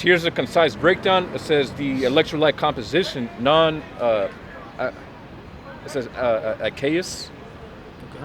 organic solvent, and it goes into solvents. It says propylene carbonate, high dielectric constant, good ion solubility.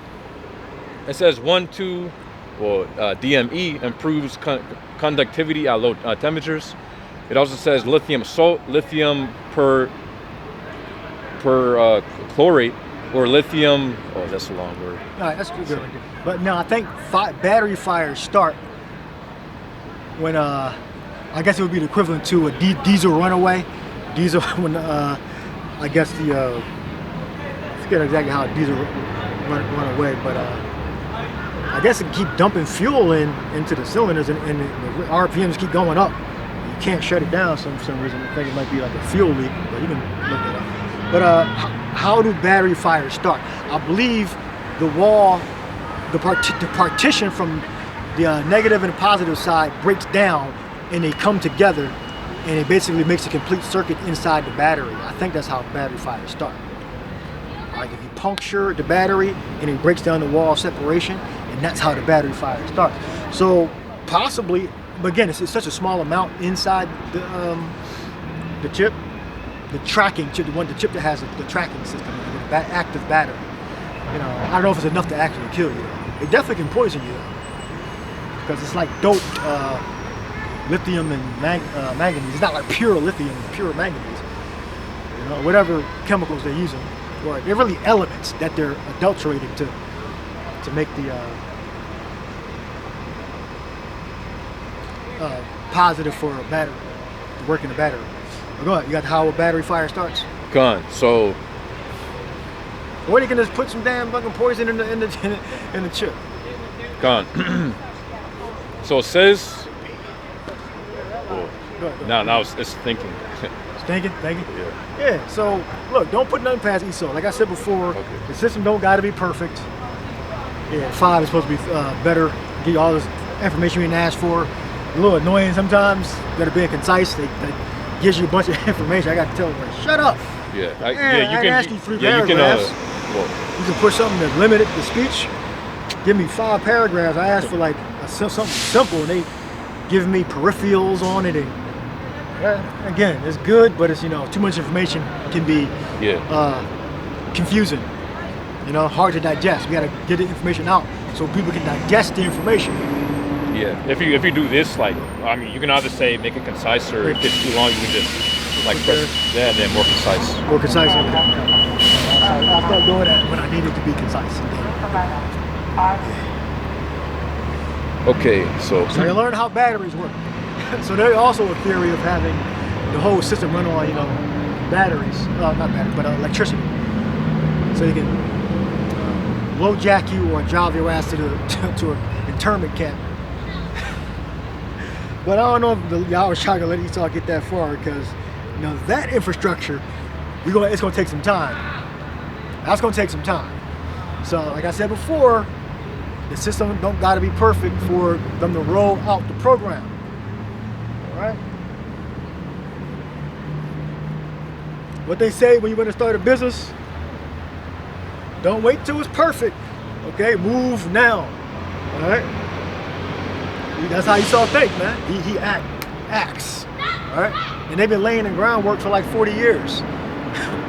So, go ahead. gone. So it says a battery fire starts when internal heat escapes control, called thermal runaway. It says sequence, short circuit or damage causes rapid heating. Number 2, it says separator melts. Separator melts, okay. Also, it's different ways batteries can burn. Separator melts. It says electrodes touch, and then chain reaction, and then it says number 3, electrolyte ignites, producing flammable gas and flames. Yeah. So it says sugars, overcharging, puncture, heat, or faulty design. All right. Now we have so it's totally possible for them to design a battery or some type of system used that can get released into your bloodstream. Get released into your bloodstream if you become non-compliant with the system. Remember, don't put nothing past Esau. All right. Remember, it's all about control. All right. So cylindrical implantable microchips would make more sense because they got more room, and then it doesn't have to be clear. They can make it all dark, so you can't see what the fuck is in it. You know, you can't see. You don't gotta see what's in it. GPS tracker for your safety. Nah. No quarters now. Everybody got 1 quarter. Nah, no quarters. You gotta get off the bus. Yeah, no quarters. Nobody has a quarter. Nah. No, man. You got a quarter? No. You have a quarter? I don't carry coins. Coins, yeah, You have a quarter? they get rid of cash. You know that? They getting rid of cash. It's all credit now, like electronics. You have a quarter? Nah, ain't Yeah, no quarter. no quarters. No quarters. No.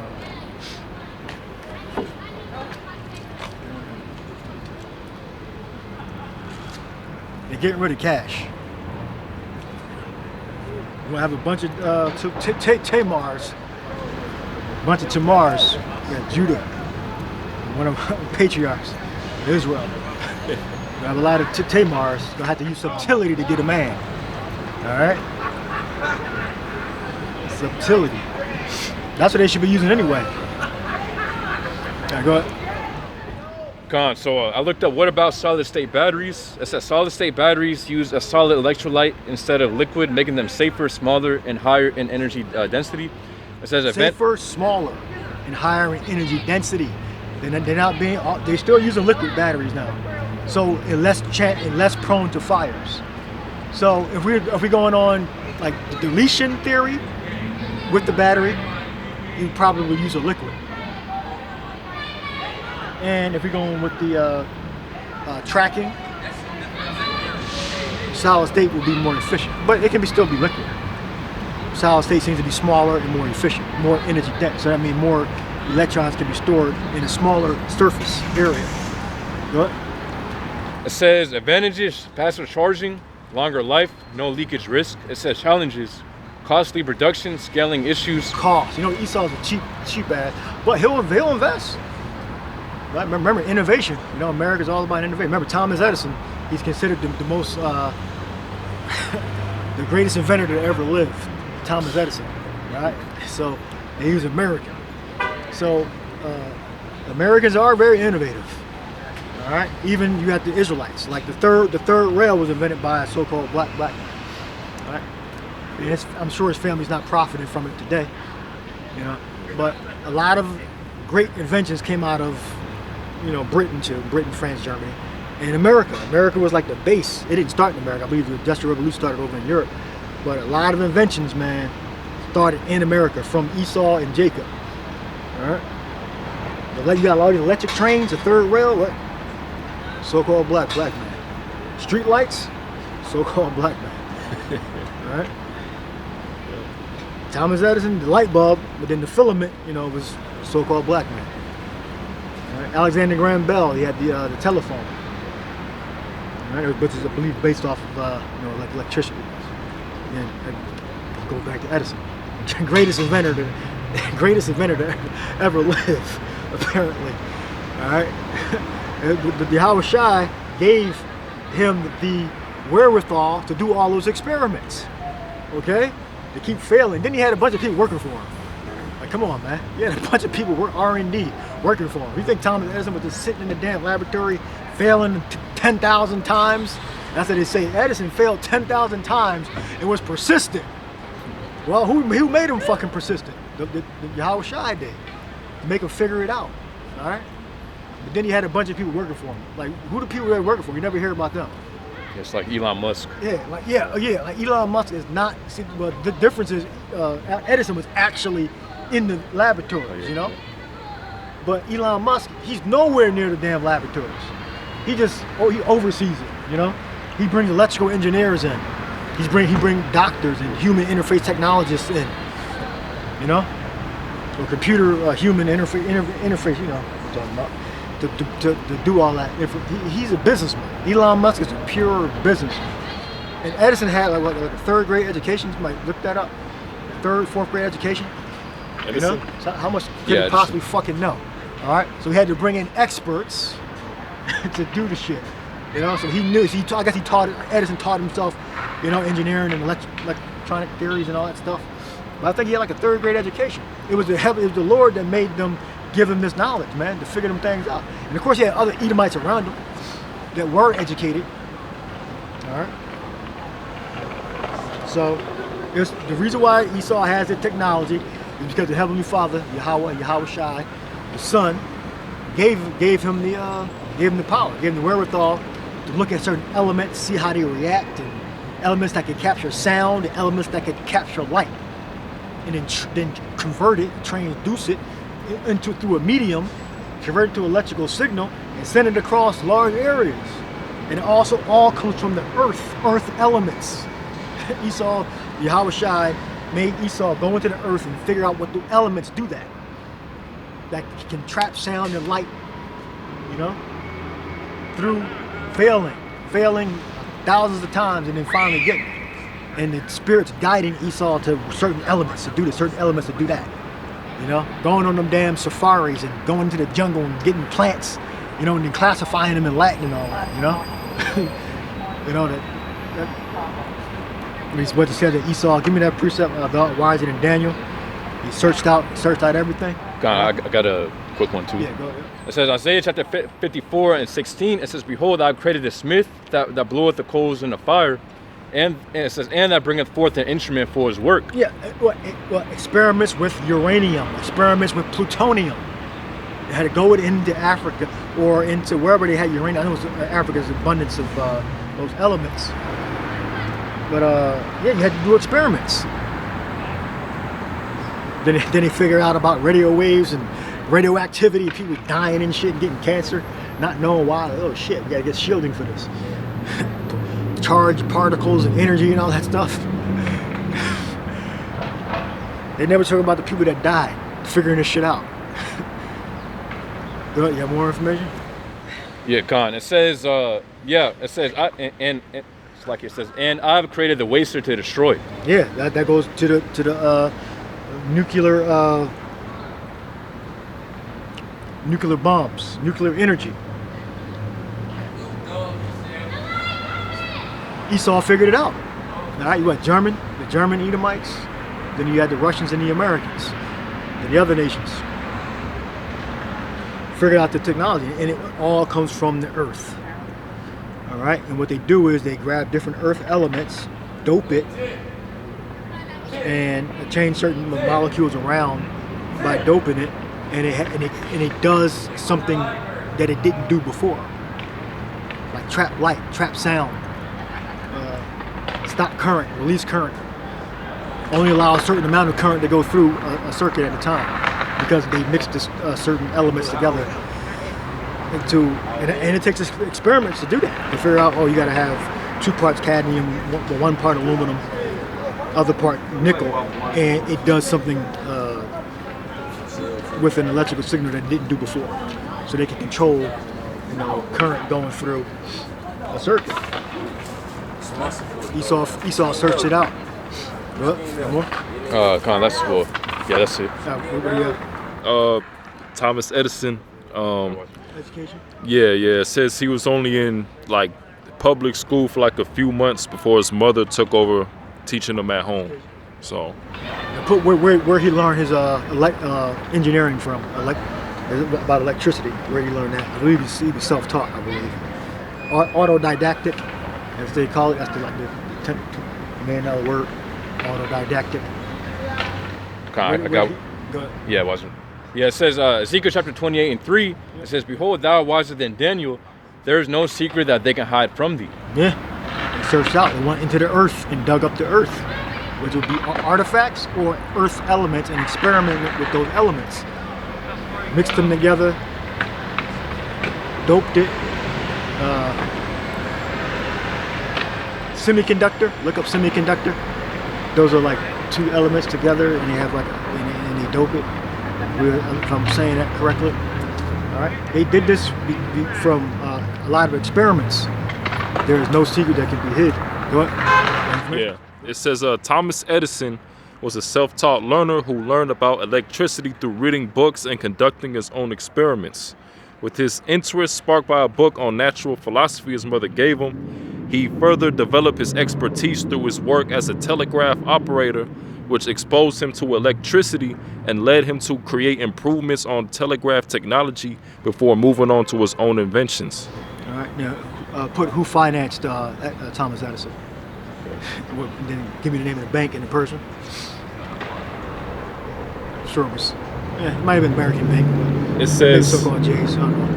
yeah, it says Thomas Edison was financed by a group of wealthy financiers, most notably J.P. Morgan and the Vanderbilt family. So-called J's. Okay. Yeah, that I thought. All right. So that's who financed Edison. There's always a financier behind these inventions. It costs money to do that. R&D costs a lot of money. All right. And then eventually we had what? He said, okay, we got to get America on electricity. So they had a mass telephone pole or electric pole. That was a big industry too, putting them poles up. All right, to bring, put a light in every house in America. That was a massive, they made billions of dollars off of that. Then they had to figure out how much they're going to charge people, and then the telephone, Alexander Graham Bell had to come around. A lot of money. That's how America got so rich, by selling those technologies to other countries, and stealing it. Yep. Stealing resources and people, and getting a 400-year head start over their European counterparts, brothers. That's where it started, actually. The reduced. Didn't have to pay a wage to our ancestors. Stealing all that damn gold from Puerto Rico and South America, man, they got a huge head start. And then all the great inventions that came out of America. Yeah, good. That's pretty much it. Yeah, that was pretty much it.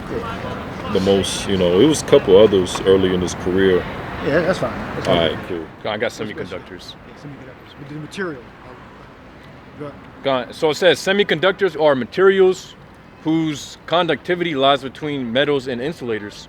So it says common types: silicon, germanium, and it says gallium arsenide. It says key property: conductivity changes with temperature, light, or added impurities. It says use, which is doping. Right. Doping. Oh yeah, doping. It says added impurities. Yeah. Doping, yeah, conduct. So Esau had to figure that out. Good. It says use form the base transistors. And remember, he has the time to do that. He's not worried about what he's gonna eat, and somebody about to come kill him, and got to protect his family. Esau got this time to just get these elements together, figure shit out. And, he has the luxury of time. And then money. All this research rained it out. Yeah, like you got creative space. Like you look up Kanye West, you got this creative way to do things. When he got an idea, he stopped everything, go record it. He had these huge spaces. He can be on the keys to the piano, listen to different sounds, have writers come in, singers come in, people with instruments come in and play stuff. Of course, his albums are going to be great, because he have all that creative space. That's what Esau had, all this time and creative space to do that. We don't have time to be doing experiments for 5 years on different earth elements to figure out how electrical signals could transfer over a wire or something. Come on, man. You're worrying about how to survive. Yeah. Pay your mortgage and rent, car notes, and staying healthy. Esau just come in like everything cool, he chill, just okay. We spent 2 years figuring this out, but they still didn't figure out cancer yet for some reason.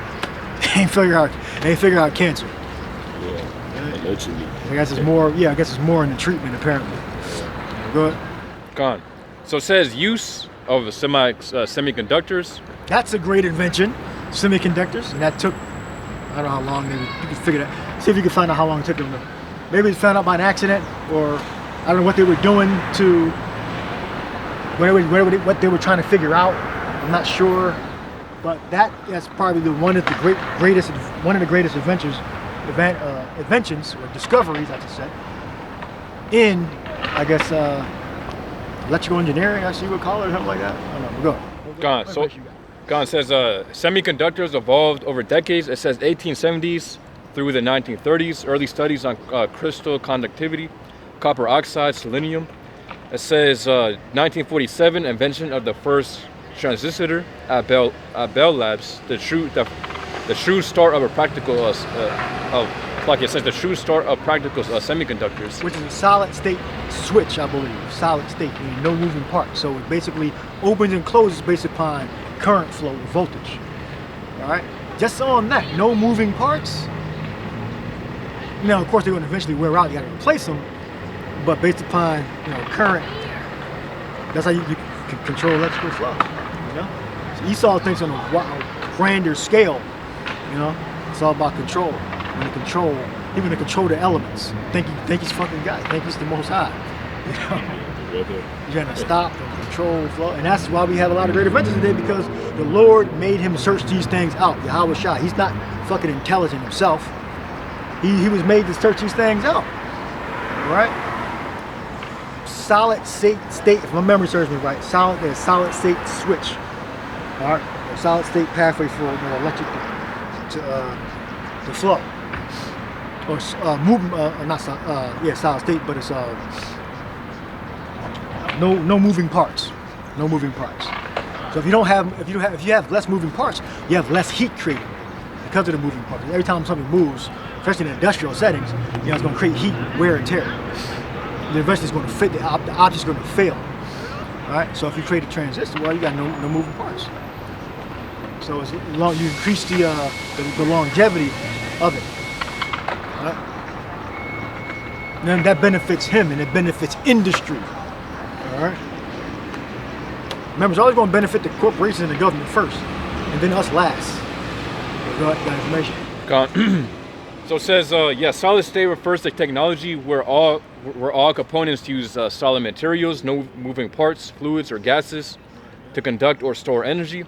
It says in physics, solid state means electrons move through a solid crystal lattice like silicon. It says in devices includes transistors, SSDs, LEDs. It said in solid state batteries all rely on solid electronic or ionic conduction. It says key traits: durable, compact, energy efficient. Yep, compact. That's why computers got so small, because of transistors. That's one of the reasons, and advancements in semiconductor technology. All right. Remember, it used to be as big as rooms. That's what they used to say, right? The biggest damn room. Now it's in your hand because of transistors. No moving parts. It says, so durable, compact, energy efficient, and faster than mechanical or liquid-based systems. So it says, essence, everything happens inside solid matter, no motion, only controlled charge flow. Charge flow or current flow. Exactly. All right. Esau has a creative space to do all this stuff. All right. If you gave us a creative space to do all this stuff, Jake would do that. All the money. Jake could do that. Yeah, you have the money and the creative space and time and everything. Jake could be figuring things out, and Jake has done that, working for Esau or working on their own and developing the technology, but then not profiting from it, because in 80s, early 1900s, Jake couldn't own certain things, but they could get to a certain point. But then Esau would eventually profit off of all their technology, like the air conditioning being inside of a truck. Jake came up with that. He partnered with, I believe, Thermo King Company. But then his family, I don't believe, is profiting. Or you may be profiting from it. But people don't generally know that. The reason why we even have air conditioning inside of a truck to transport what gave birth to the supermarket is because Jake decided to put a air conditioning system or heat transfer system inside of a semi-truck. So now we can get products over long distances and keep them cold and fresh. So you can experience summer fruits in the wintertime. You can experience summer fruits in the wintertime. Or different fruits during out of season. Right? Fruits and vegetables and foods and different meats out of season or out of where the farm is at. You can get it, like we can have cows and bulls in Pennsylvania, and we can transport them to California without it going bad because of Jake decided, came up with that idea. Why don't we just put a heat transfer system inside of a truck? Yeah, reefer unit. Yeah. Yep. Go ahead. It says Psalm 64:6, they search out iniquities, they accomplish a diligent search. Both the inward thought of every one of them, and the heart is deep. Yeah. Heart is deep. Right? They search out iniquities. So remember, Esau, He's a thinker because he has this creative space to think. All right. And come up with ideas, and he has less opposition coming up against him, where he can continue to improve over time. All right. Now we're under that curse, so we don't. Our creative space is not to become the next Edison. Our creative space is to preach the gospel, survive through the valley of the shadow of death, and then we go into our kingdom. We're gonna go into the kingdom. We'll be the ones that are on top. We'll have control. We'll be able to see the elements. Esau, he can manipulate the elements by his research and all that. We'll be able to see them and see how they're being manipulated, how the spirits are moving, and we see the electrons. And we'll be able to see that, through our mind's eye. All right, without any doping, an invention.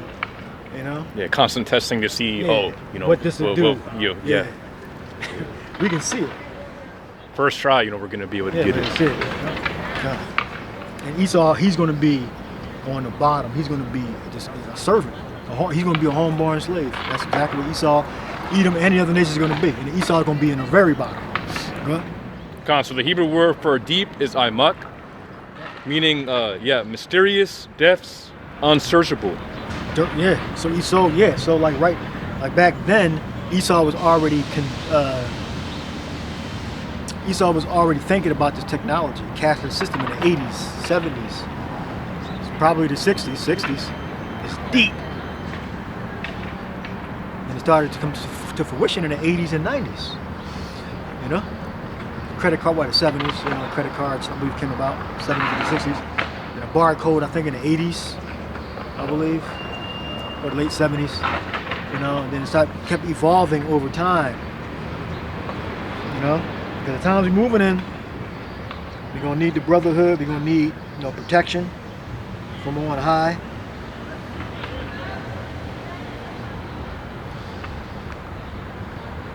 We're gonna need that spiritual power. All right. So we know the technology. Esau has been worked very, very hard to come up with this technology. He's going to use it. All right. But the term technocratic. I believe kratic means kratos from strength or rule. Techno means like technology or technique, a way to do something like that. Technocratic. So Esau has a lust that he wants to have a central computer that's issuing out orders and all that. It's kind of like a science fiction, which is actually science fact. All right. Ruled and governed by computers or by a program, all right? Or at least have the program assisting government agents, with surveillance and judgment, or execution of the judgment, aided by some type of computer program. All right? You got something called cobots. Basically, the arm in manufacturing. They have a cobot which you can grab the arm and it'll mimic your exact move, and it's off for about like maybe half a second or something like that. So you can be an artist and have it cut something using your that's how you would program either program a robot to make specific movements. That's technology Esau came up with, right? Advanced robotics. Yeah. You can either program it by, you can input it I guess through the computer, or you can use a human can guide the cobot around the object, like in manufacturing. You got to I guess have proprietary training to use it, but you got information or something. Gone. Yeah, so it says, cobots are robots designed to work safely alongside humans without cages or separation. So it says key features, force and torque sensors. Well, the concept introduced in 1996 by, Northwestern University researchers. So it says force, so key features, force and torque sensors to detect contact. It says lightweight arms with smooth edges and soft limits.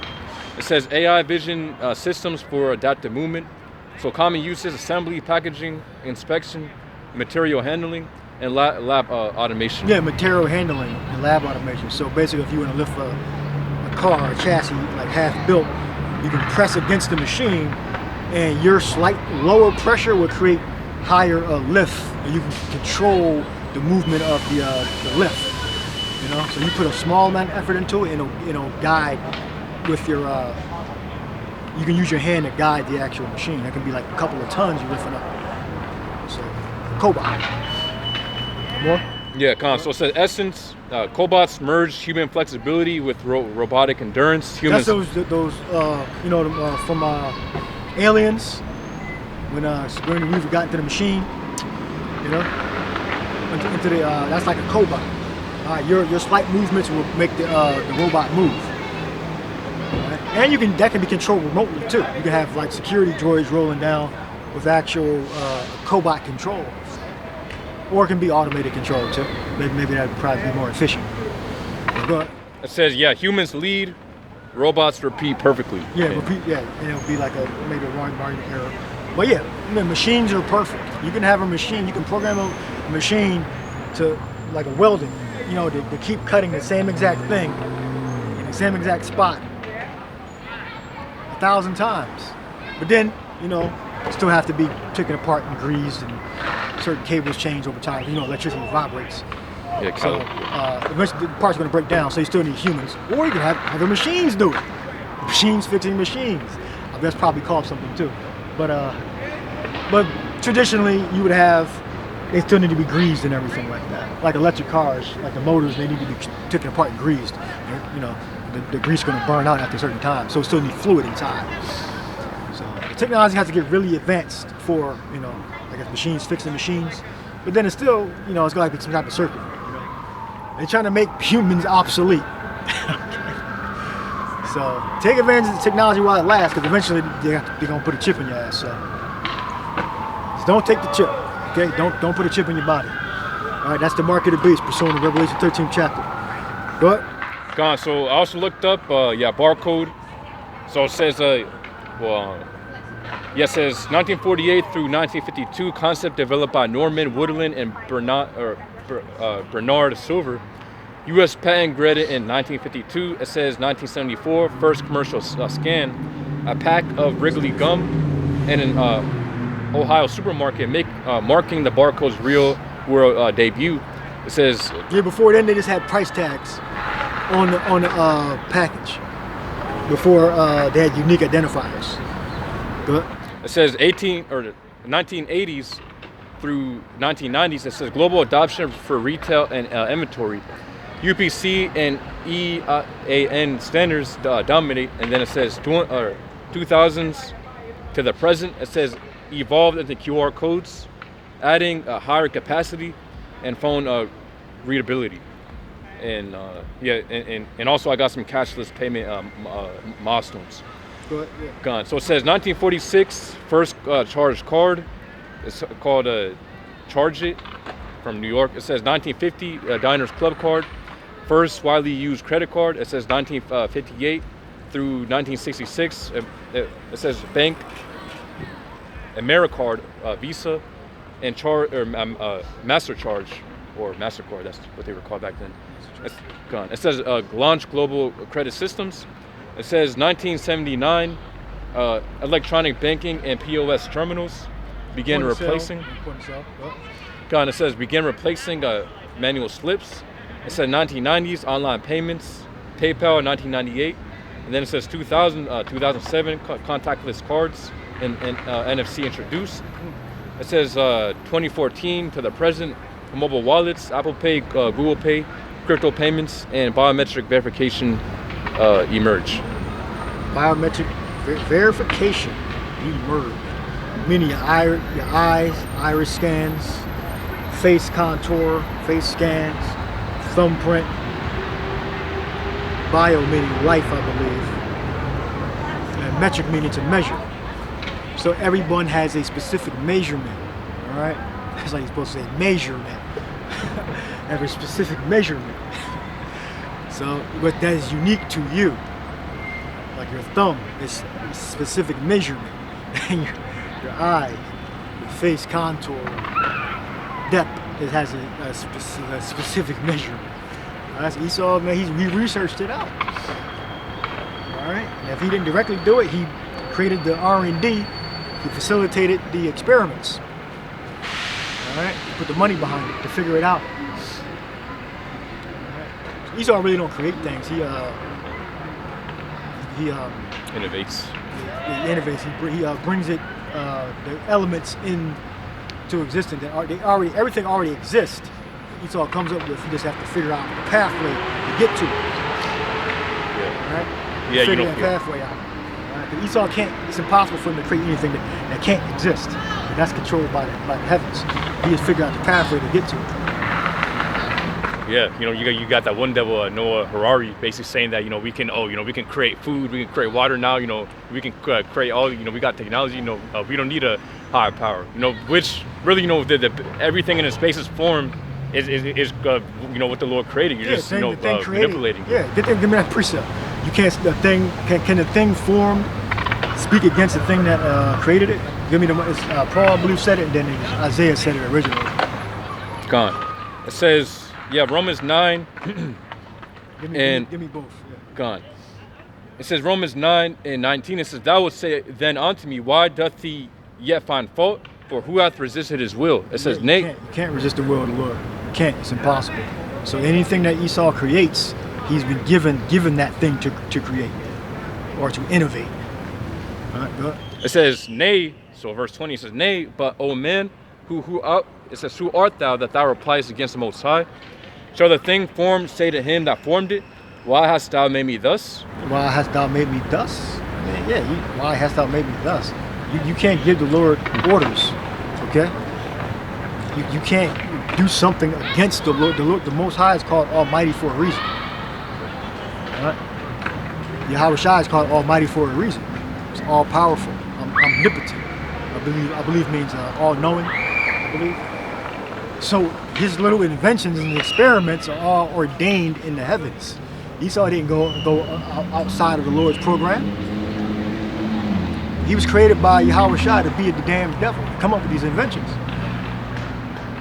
He guided his mind to add certain elements together. And it wasn't easy.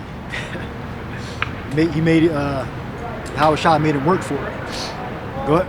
Gone. It says Romans 9:21, "Hath not the potter power over the clay, of the same lump to make one vessel unto honor and another unto dishonor?" It says, yeah, what if the Most High, willing to show his wrath and to make his power known, endured with much long suffering the vessels of wrath fitted to destruction? Yeah, Esau, he's that vessel of wrath. So he was created to do all those things, to be destroyed eventually. All right? He wasn't created just to be a good person. He had an opportunity to be a good person and he chose to be bad. No, he was given the power and authority to come up with these inventions, eventually come up with this microchip to put in people's bodies. All right? And he's created to be the wicked.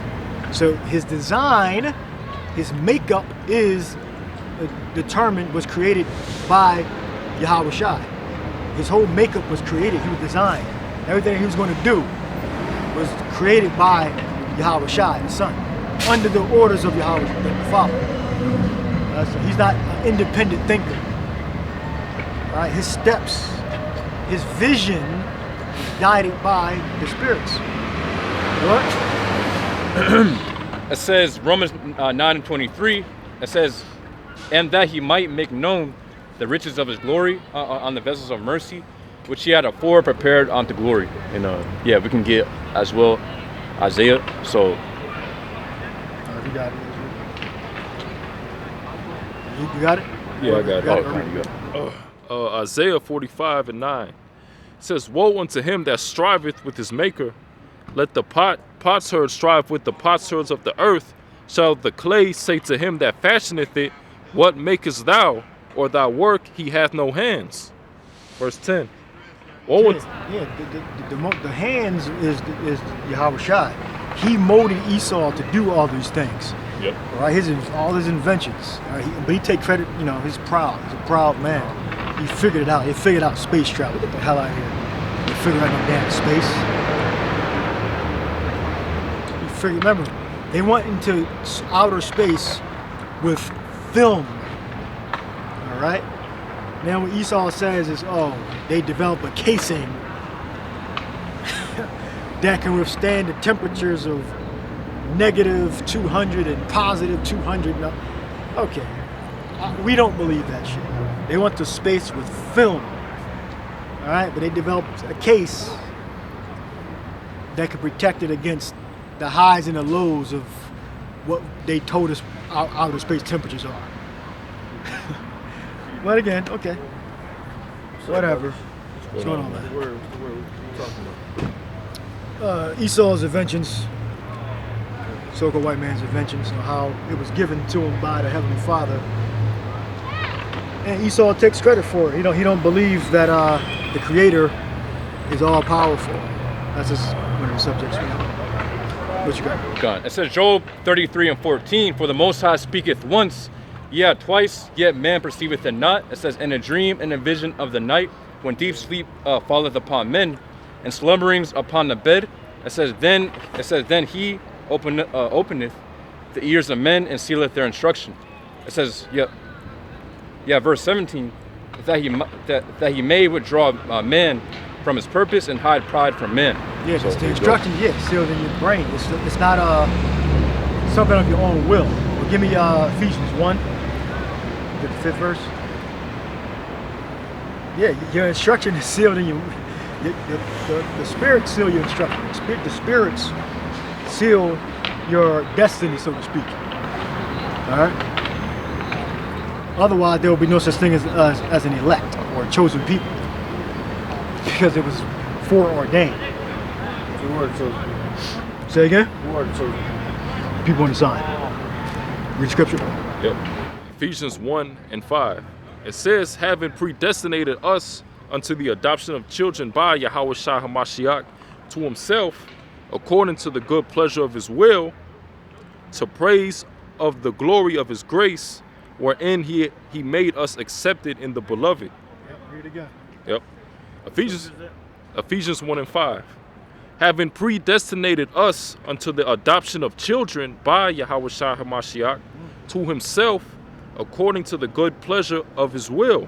According to the good pleasure of his will. So like the very word prophecy speaks of being, foreordained, written in the heavens. All right, so it's not an action that men take. It comes from the spirit world. All right, the spirit world, which is controlled by the Father and the Son, emanates the instruction. Can you break down the rapture in the Bible? Well, the rapture is, it depends on what perspective you're coming from. The Christians, we call them anti-Christians, they believe that they'll be raptured before tribulation. That's not a fact. Scriptures tell you that we're going to go through tribulation and we'll be saved from it. So, depending on what point you're coming from. Yeah, we'll be raptured, but we're going to go through tribulation. I believe what rapture means to be like taken away or snatched or something like that. Look up the word rapture. Yeah, because the scriptures clearly tell you, it says the righteous scarcely be saved. Give me what Peter said that. Yeah. From the house of David. Say again? Not from the house of David. Congregation. That's the group?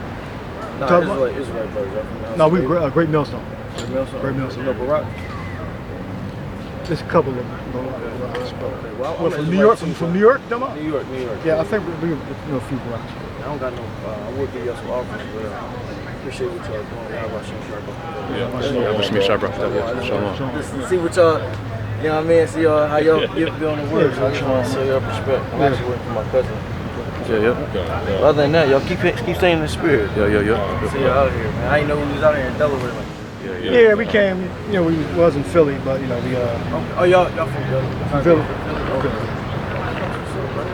We still at the camp in Philly. They're still in North Philly. We go back on the weekend, on a month, on the new moon. We go back to Philly. But during the other 3 weekends, we preach here in Delaware. What y'all doing, man?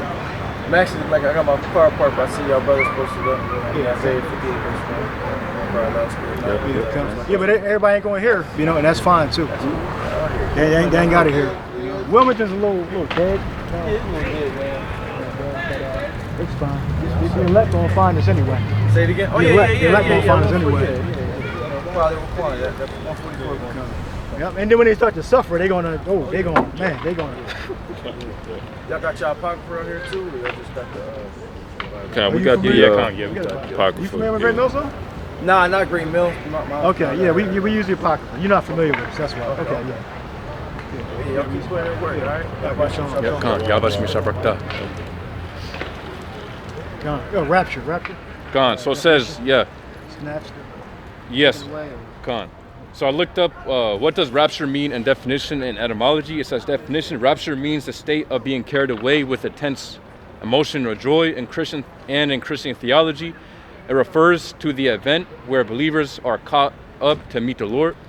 It says etymology from Latin raptus is seizing, snatching away from rapere, or it says meaning to seize, carry off, or snatch. Okay. Yeah. So when you like bring up rapture, you gotta like qualify what you mean by rapture. If you go on the Edomite Christian version of rapture, many of them, probably not all of them, but many of them believe that they'll be raptured before tribulation. Give me the other precept. Peter said, righteous scarcely be saved. And then what Yahweh Shai said, immediately after the tribulation. So right there on Yahweh Shai's own words, immediately after the tribulation. So we're gonna go through tribulation before we rapture. All right? But yeah, we will be caught up. All right, give me the other precept in Proverbs where it says, the name of the Lord is a strong tower, the righteous runneth into it and is safe. And then give me the definition of safety. All right, yeah, I got 1 Peter 4:18. And if the righteous scarcely be saved, where shall the ungodly and the sinner appear? Yeah, there you go. The righteous scarcely be saved. So we definitely going through tribulation, hard times. Jacob's trouble. Like, come on. But he shall be saved out of it. Yeah, we're gonna be saved out of it, but we're gonna go through it. Yahweh Shai righteous. Go ahead. Next one. God, it says, Matthew 24:29, it says immediately. Oh, Proverbs? No, get Proverbs Oh. after. God, it says immediately 24. Matthew 24:6. I mean, Matthew 24:29. It says immediately after the tribulation of those days. So right there. So we know that the true Christians are gonna go through tribulation. All right. Go ahead. Immediately after. God said, it says, of those days shall the sun be darkened, and the moon shall not give her light, and the stars shall fall from heaven, and the powers of the heavens shall be shaken. It says, and then shall appear the sign of the Son of Man in heaven, and then shall all the tribes of the earth mourn. It says, The nations, the Gentiles. Go ahead. and they shall see the Son of Man coming in the clouds of heaven with power and great glory. And he shall send his angels with a sound of a great sound of a trumpet. And they shall gather together his elect from the four winds, from one end of heaven to the other. There we go. So the elect are going to be gathered after tribulation. So the anti-Christians, the Edomite Christians, this Christian church, they purposely ignore the scriptures because they're not of.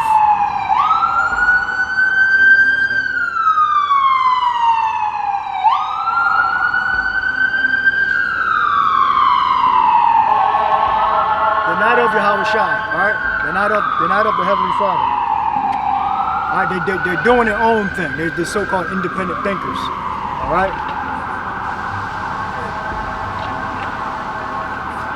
When it comes to doing good, Esau, he don't,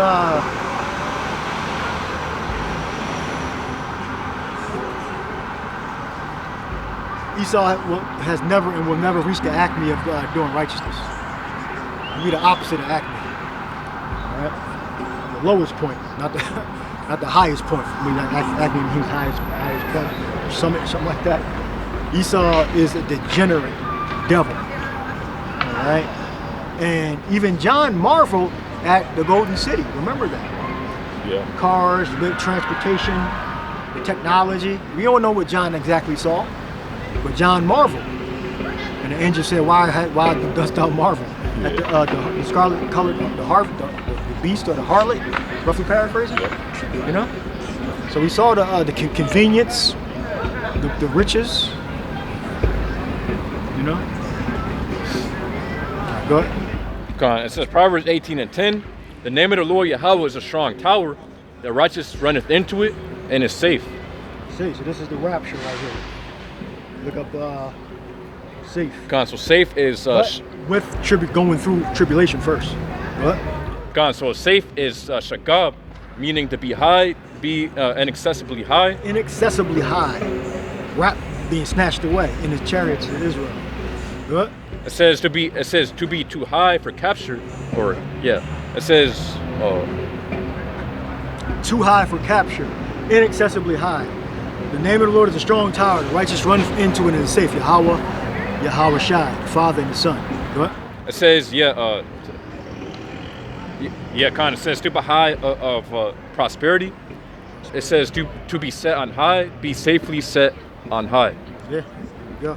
It also says to be set securely on high. Secure. All right. So after tribulation, all right, like Yahweh Shai himself said, immediately after the tribulation.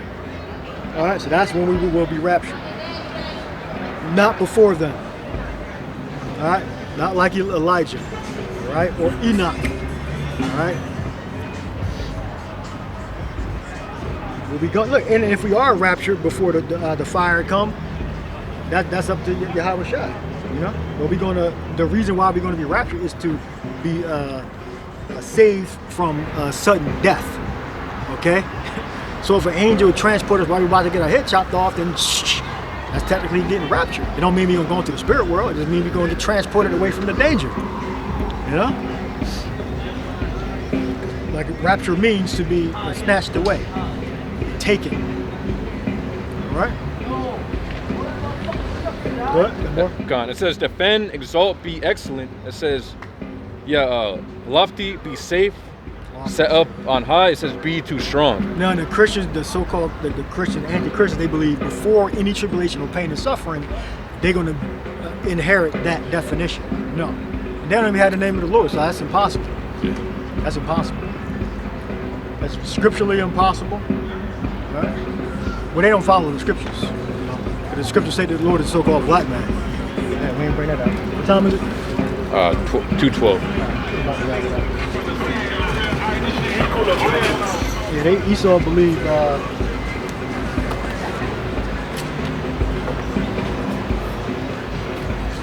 believed in this image. So he don't believe in the scriptures. Esau does not believe in the scriptures. Why the fuck would you take his advice? How would you take Esau's advice on what the rapture is? All right. Why would you take his advice? Biblically, this is the image of the Lord. Biblically, all right.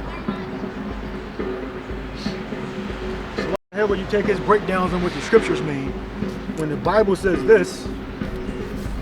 But yet he projects this.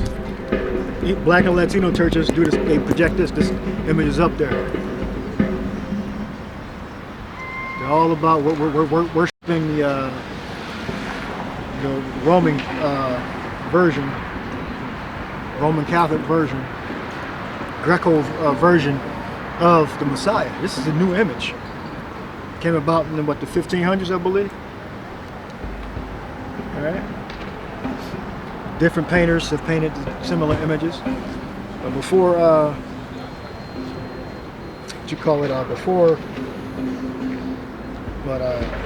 Pope Alexander V or the Fourth of Rome and his son Cesare Borgia, this image didn't exist before them. Well, you had the Serapis Christus, but that was in Africa. That was worshipped by the people in Egypt and in an area that was subject to the Greek Empire. All right, the Edomite Greek Empire. And then Rome came and kicked their ass and absorbed them in. They had some wars, and then the Roman Empire absorbed the Greek Empire. All right, but this is the new image. All right, it's fairly new, like 600 years old, something like that. Picture of Cesare Borgia. biblical image here, biblical image, is this guy. This is just a rendition based upon the scriptures you see. That's all. And he has the glow. That means he's in the spirit. He's powered up in the spirit. All right. He's not in the flesh. He's in the spirit. So what? This is how the spirits look. The spirits look similar to this. So we go to the spirit world. This is what you're going to see. All right. What did it say? As what was the prayer? As in heaven, so be on earth. Roughly paraphrasing. All right. Yeah, so that way. complete order on in heaven. So that order is going to come down to earth. No conflict, no war, total peace and tranquility. And tranquility means like rest or something like that. Right? You have the garment down to the foot, the fringes, the border of blue. He has the girdle or the belt. He has the breastplate, and he has the ephod on, the priestly garment. Because the high priest is Yahweh Shai, and he's a Judite. He's not a Levite. All right. The tribe of Lion of the tribe of Judah, of the nation of Israel. All right. So the spirits open up, and they come and they phase into our reality. You're going to be seeing either a bunch of these looking figures, or you're going to see the spherical, the rectangle, square, the board cubes. They're going to be coming through the skies in all sorts of shapes and colors, and they're going to terrorize the earth, mainly over here in America. All right, that's what you're going to get. That's the curse. Well, Zechariah 5th chapter. So let's bring a few more scriptures out and I'll shut it down. Gone. I got a quick That's one. the curse. Go ahead. I'll get the blast of fire and smell of smoke. We gotta get that too. The 13th chapter or something like that, or the 10th chapter. Go ahead. God, it says 2nd Ezra chapter 16 and yeah, it says 2nd Ezra chapter 16 and 73. Then shall they be known who are my chosen, and they should be tried as the gold in the fire. Tested, tried, refined. So that means what?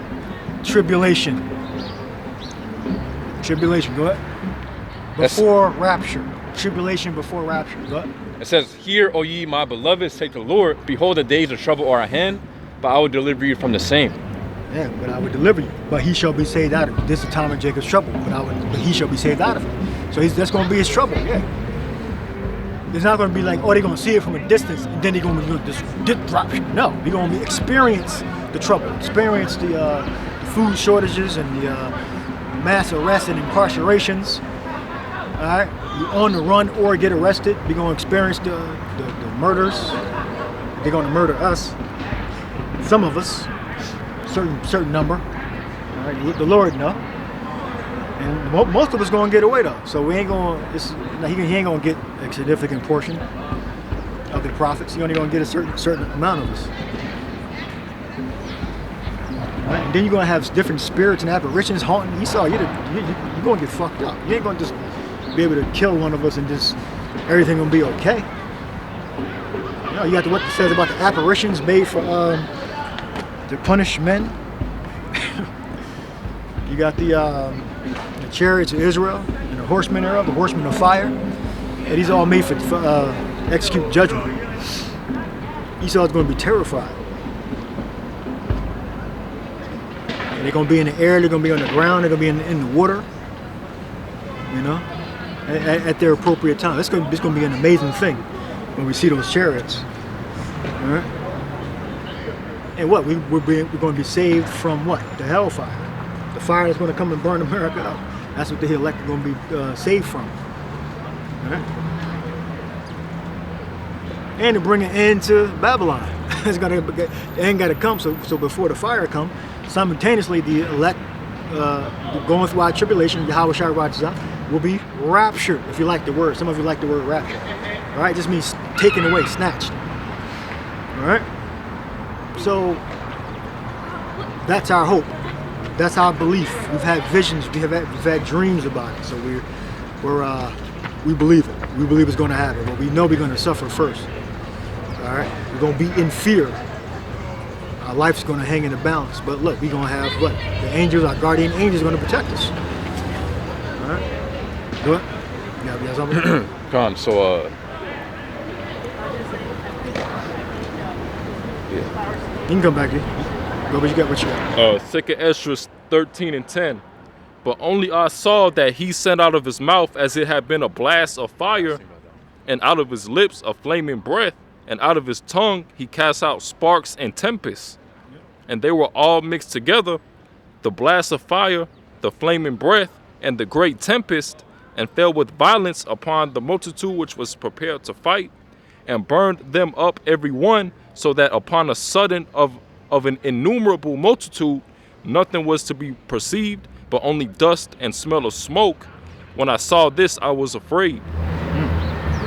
Nothing was perceived, so that's.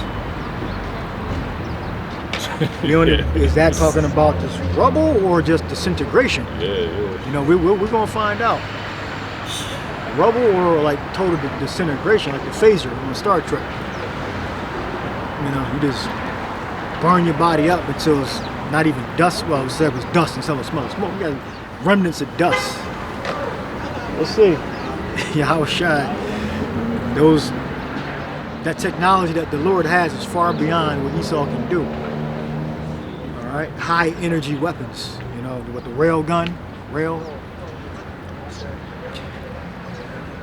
All right, what do you got there? What do you got? Con. So this is Zechariah chapter 13 and 8. Yeah, the chariots don't need to recharge either. So, go ahead. It says, Zechariah chapter 13 and 8. And it shall come to pass that in all the lands, saith the Lord Yahweh, 2 parts therein shall be cut off and die, but the third shall be left therein. It says verse 9. And it's like it. That's the 2/3. Like the third part is the elect, and that's here in America, Babylon. Go ahead. It says, and I will bring the third part through the fire, and will refine them as silver is refined, and will try them as gold is tried. They shall call on my name, and I will hear them. I will say, it is my people. They shall say, the Lord Yahweh is my power. Yeah, so they're calling upon Yahweh, which his son has been revealed, Yahweh Shai. All right, so we're supposed to worship him and call upon his name. We call upon both of their names, Yahweh and Yahweh Shai. All right? Like Yahweh Shai said, all power is given unto me in heaven and in earth. So we worship Yahweh Shai. Now you got more? God, that's it. That's it? And, I got some. Nothing for It says, some information on being turned into dust. Oh, dust. Okay. It says, when something is vaporized into dust, 2 processes often overlap. It says vaporization and fragmentation, both destroying its solid. Decompiled. Good. It says both destroying its solid structure at a molecular level. So it says, in essence, vaporizing into dust means total structural annihilation. Matter reduced from order to dispersed atoms, then reborn as tiny inert fragments.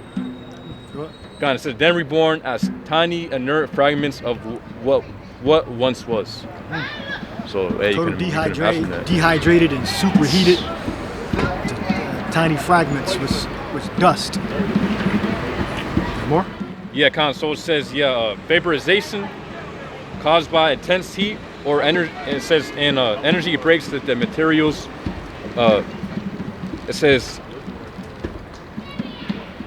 molecular bonds, turning it from solid or liquid into gas. And it goes into dust formation. Gas and dust. Yeah, your body with 80% water, something like that. 70% water. Yeah, I think it's 75, right? So to convert that water, the molecule is going to break apart into base elements, and a lot of it's going to get released into hydrogen, oxygen elements, and the ones that didn't convert are going to turn into dust. Oxygen, hydrogen, all the elements and minerals are going to get just decompiled into a basic form to the elements. There you go. More on that? Yeah, so it says, at this stage, atoms or molecules are dispersed freely. It says, no solid form remains. It says, if this happens in explosions, plasma arcs, or extreme heat, like lightning or laser ablation. So it says... That's what America's going to turn into. It's going to go back to its base form, back to the elements. So it's going to be completely erased. So what molecules are made of elements, so it's going to go back down to its base form. You know, gas is going to be released. It's going to be burnt. Right? It says, yeah, number 2, dust formation. If the vapor cools rapidly, particles can condense into ultrafine solids. It says microscopic dust or ash. These particles are chemically altered, often oxidized or carbonized remnants of the original material. It says in vacuum or high energy environments, they stay suspended or settle as powder. So there you go. So nothing to be perceived but dust and smell of smoke. So those molecules were decompiled into base forms and energy transferred and changed. So nothing left. So that's the technology that the angels are coming with. Esau can't, and they don't need to recharge. All right, now give me Zechariah 5. Right in there. God says, Zechariah chapter 5:1. Then I turned and lifted up mine eyes and looked, and behold, a flying roll. And he said unto me, what seest thou? And I answered, I see a flying roll. The length thereof is 20 cubits, and the breadth thereof is 10 cubits. Then said he unto me, this is a curse that goeth forth over the face of the whole earth. For everyone that stealeth shall be cut off, as on this side according to it, and everyone that sweareth shall be cut off, as on that side according to it. Read it again without the soundtrack. God. It says Zechariah 5:1. Then I turned and lifted up mine eyes and looked, and behold, a flying roll. And he said unto me, what seest thou? And I answered, I see a flying roll. The length thereof is 20 cubits, and the breadth thereof is 10 cubits. Then said he unto me, this is a curse that goeth forth over the face of the whole earth. For everyone that stealeth shall be cut off, as on this side according to it. Yeah, Esau stole the new world. North Central South America, he stole it. All right, by war, death, slavery. All right. And everyone that sweareth shall be cut off, as on that side according to it. It says, I will bring a forth, saith the Lord Yahweh of hosts. That was the curse. That's the curse. It shall be cut off and put to death. So when you see the chariots, you see the ships, they're going to issue their judgment with their fire. And then ultimately the nuclear fire is going to come and totally destroy Babylon and America. I will bring a forth, saith the Lord Yahweh of hosts, and it shall enter into the house of the thief, and into the house of him that sweareth falsely by my name, and it shall remain in the midst of his house, and shall consume it with the timber thereof, and the stones thereof. So consume it. Yeah. The stones and the timber are going to be totally burnt up. Going to be consumed. All right? The fire. So the people are going to labor in the very fires. Yeah. So going to labor to get that implantable microchip out to get everybody chipped. That's the mark of the beast. That's the word there. In the Greek is charagma, all right, which means a thing sculpted. All right, idolatrous images. All right, a mark that you're going to be implanted with. All right, you're going to receive the mark. Good. Your mark. Khan. So I got the Hebrew word for consume. Hebrew word, Khan. It says Hebrew word is kala, meaning, yeah, it says to cease. Get a point. It says to put an end to, cause to cease, cause to fail. It says to destroy, exterminate. Exterminate. To make an end. Yeah. Put an end. Terminate. End. All right. Leave it there. I hope you're edified. Shalom. Next week.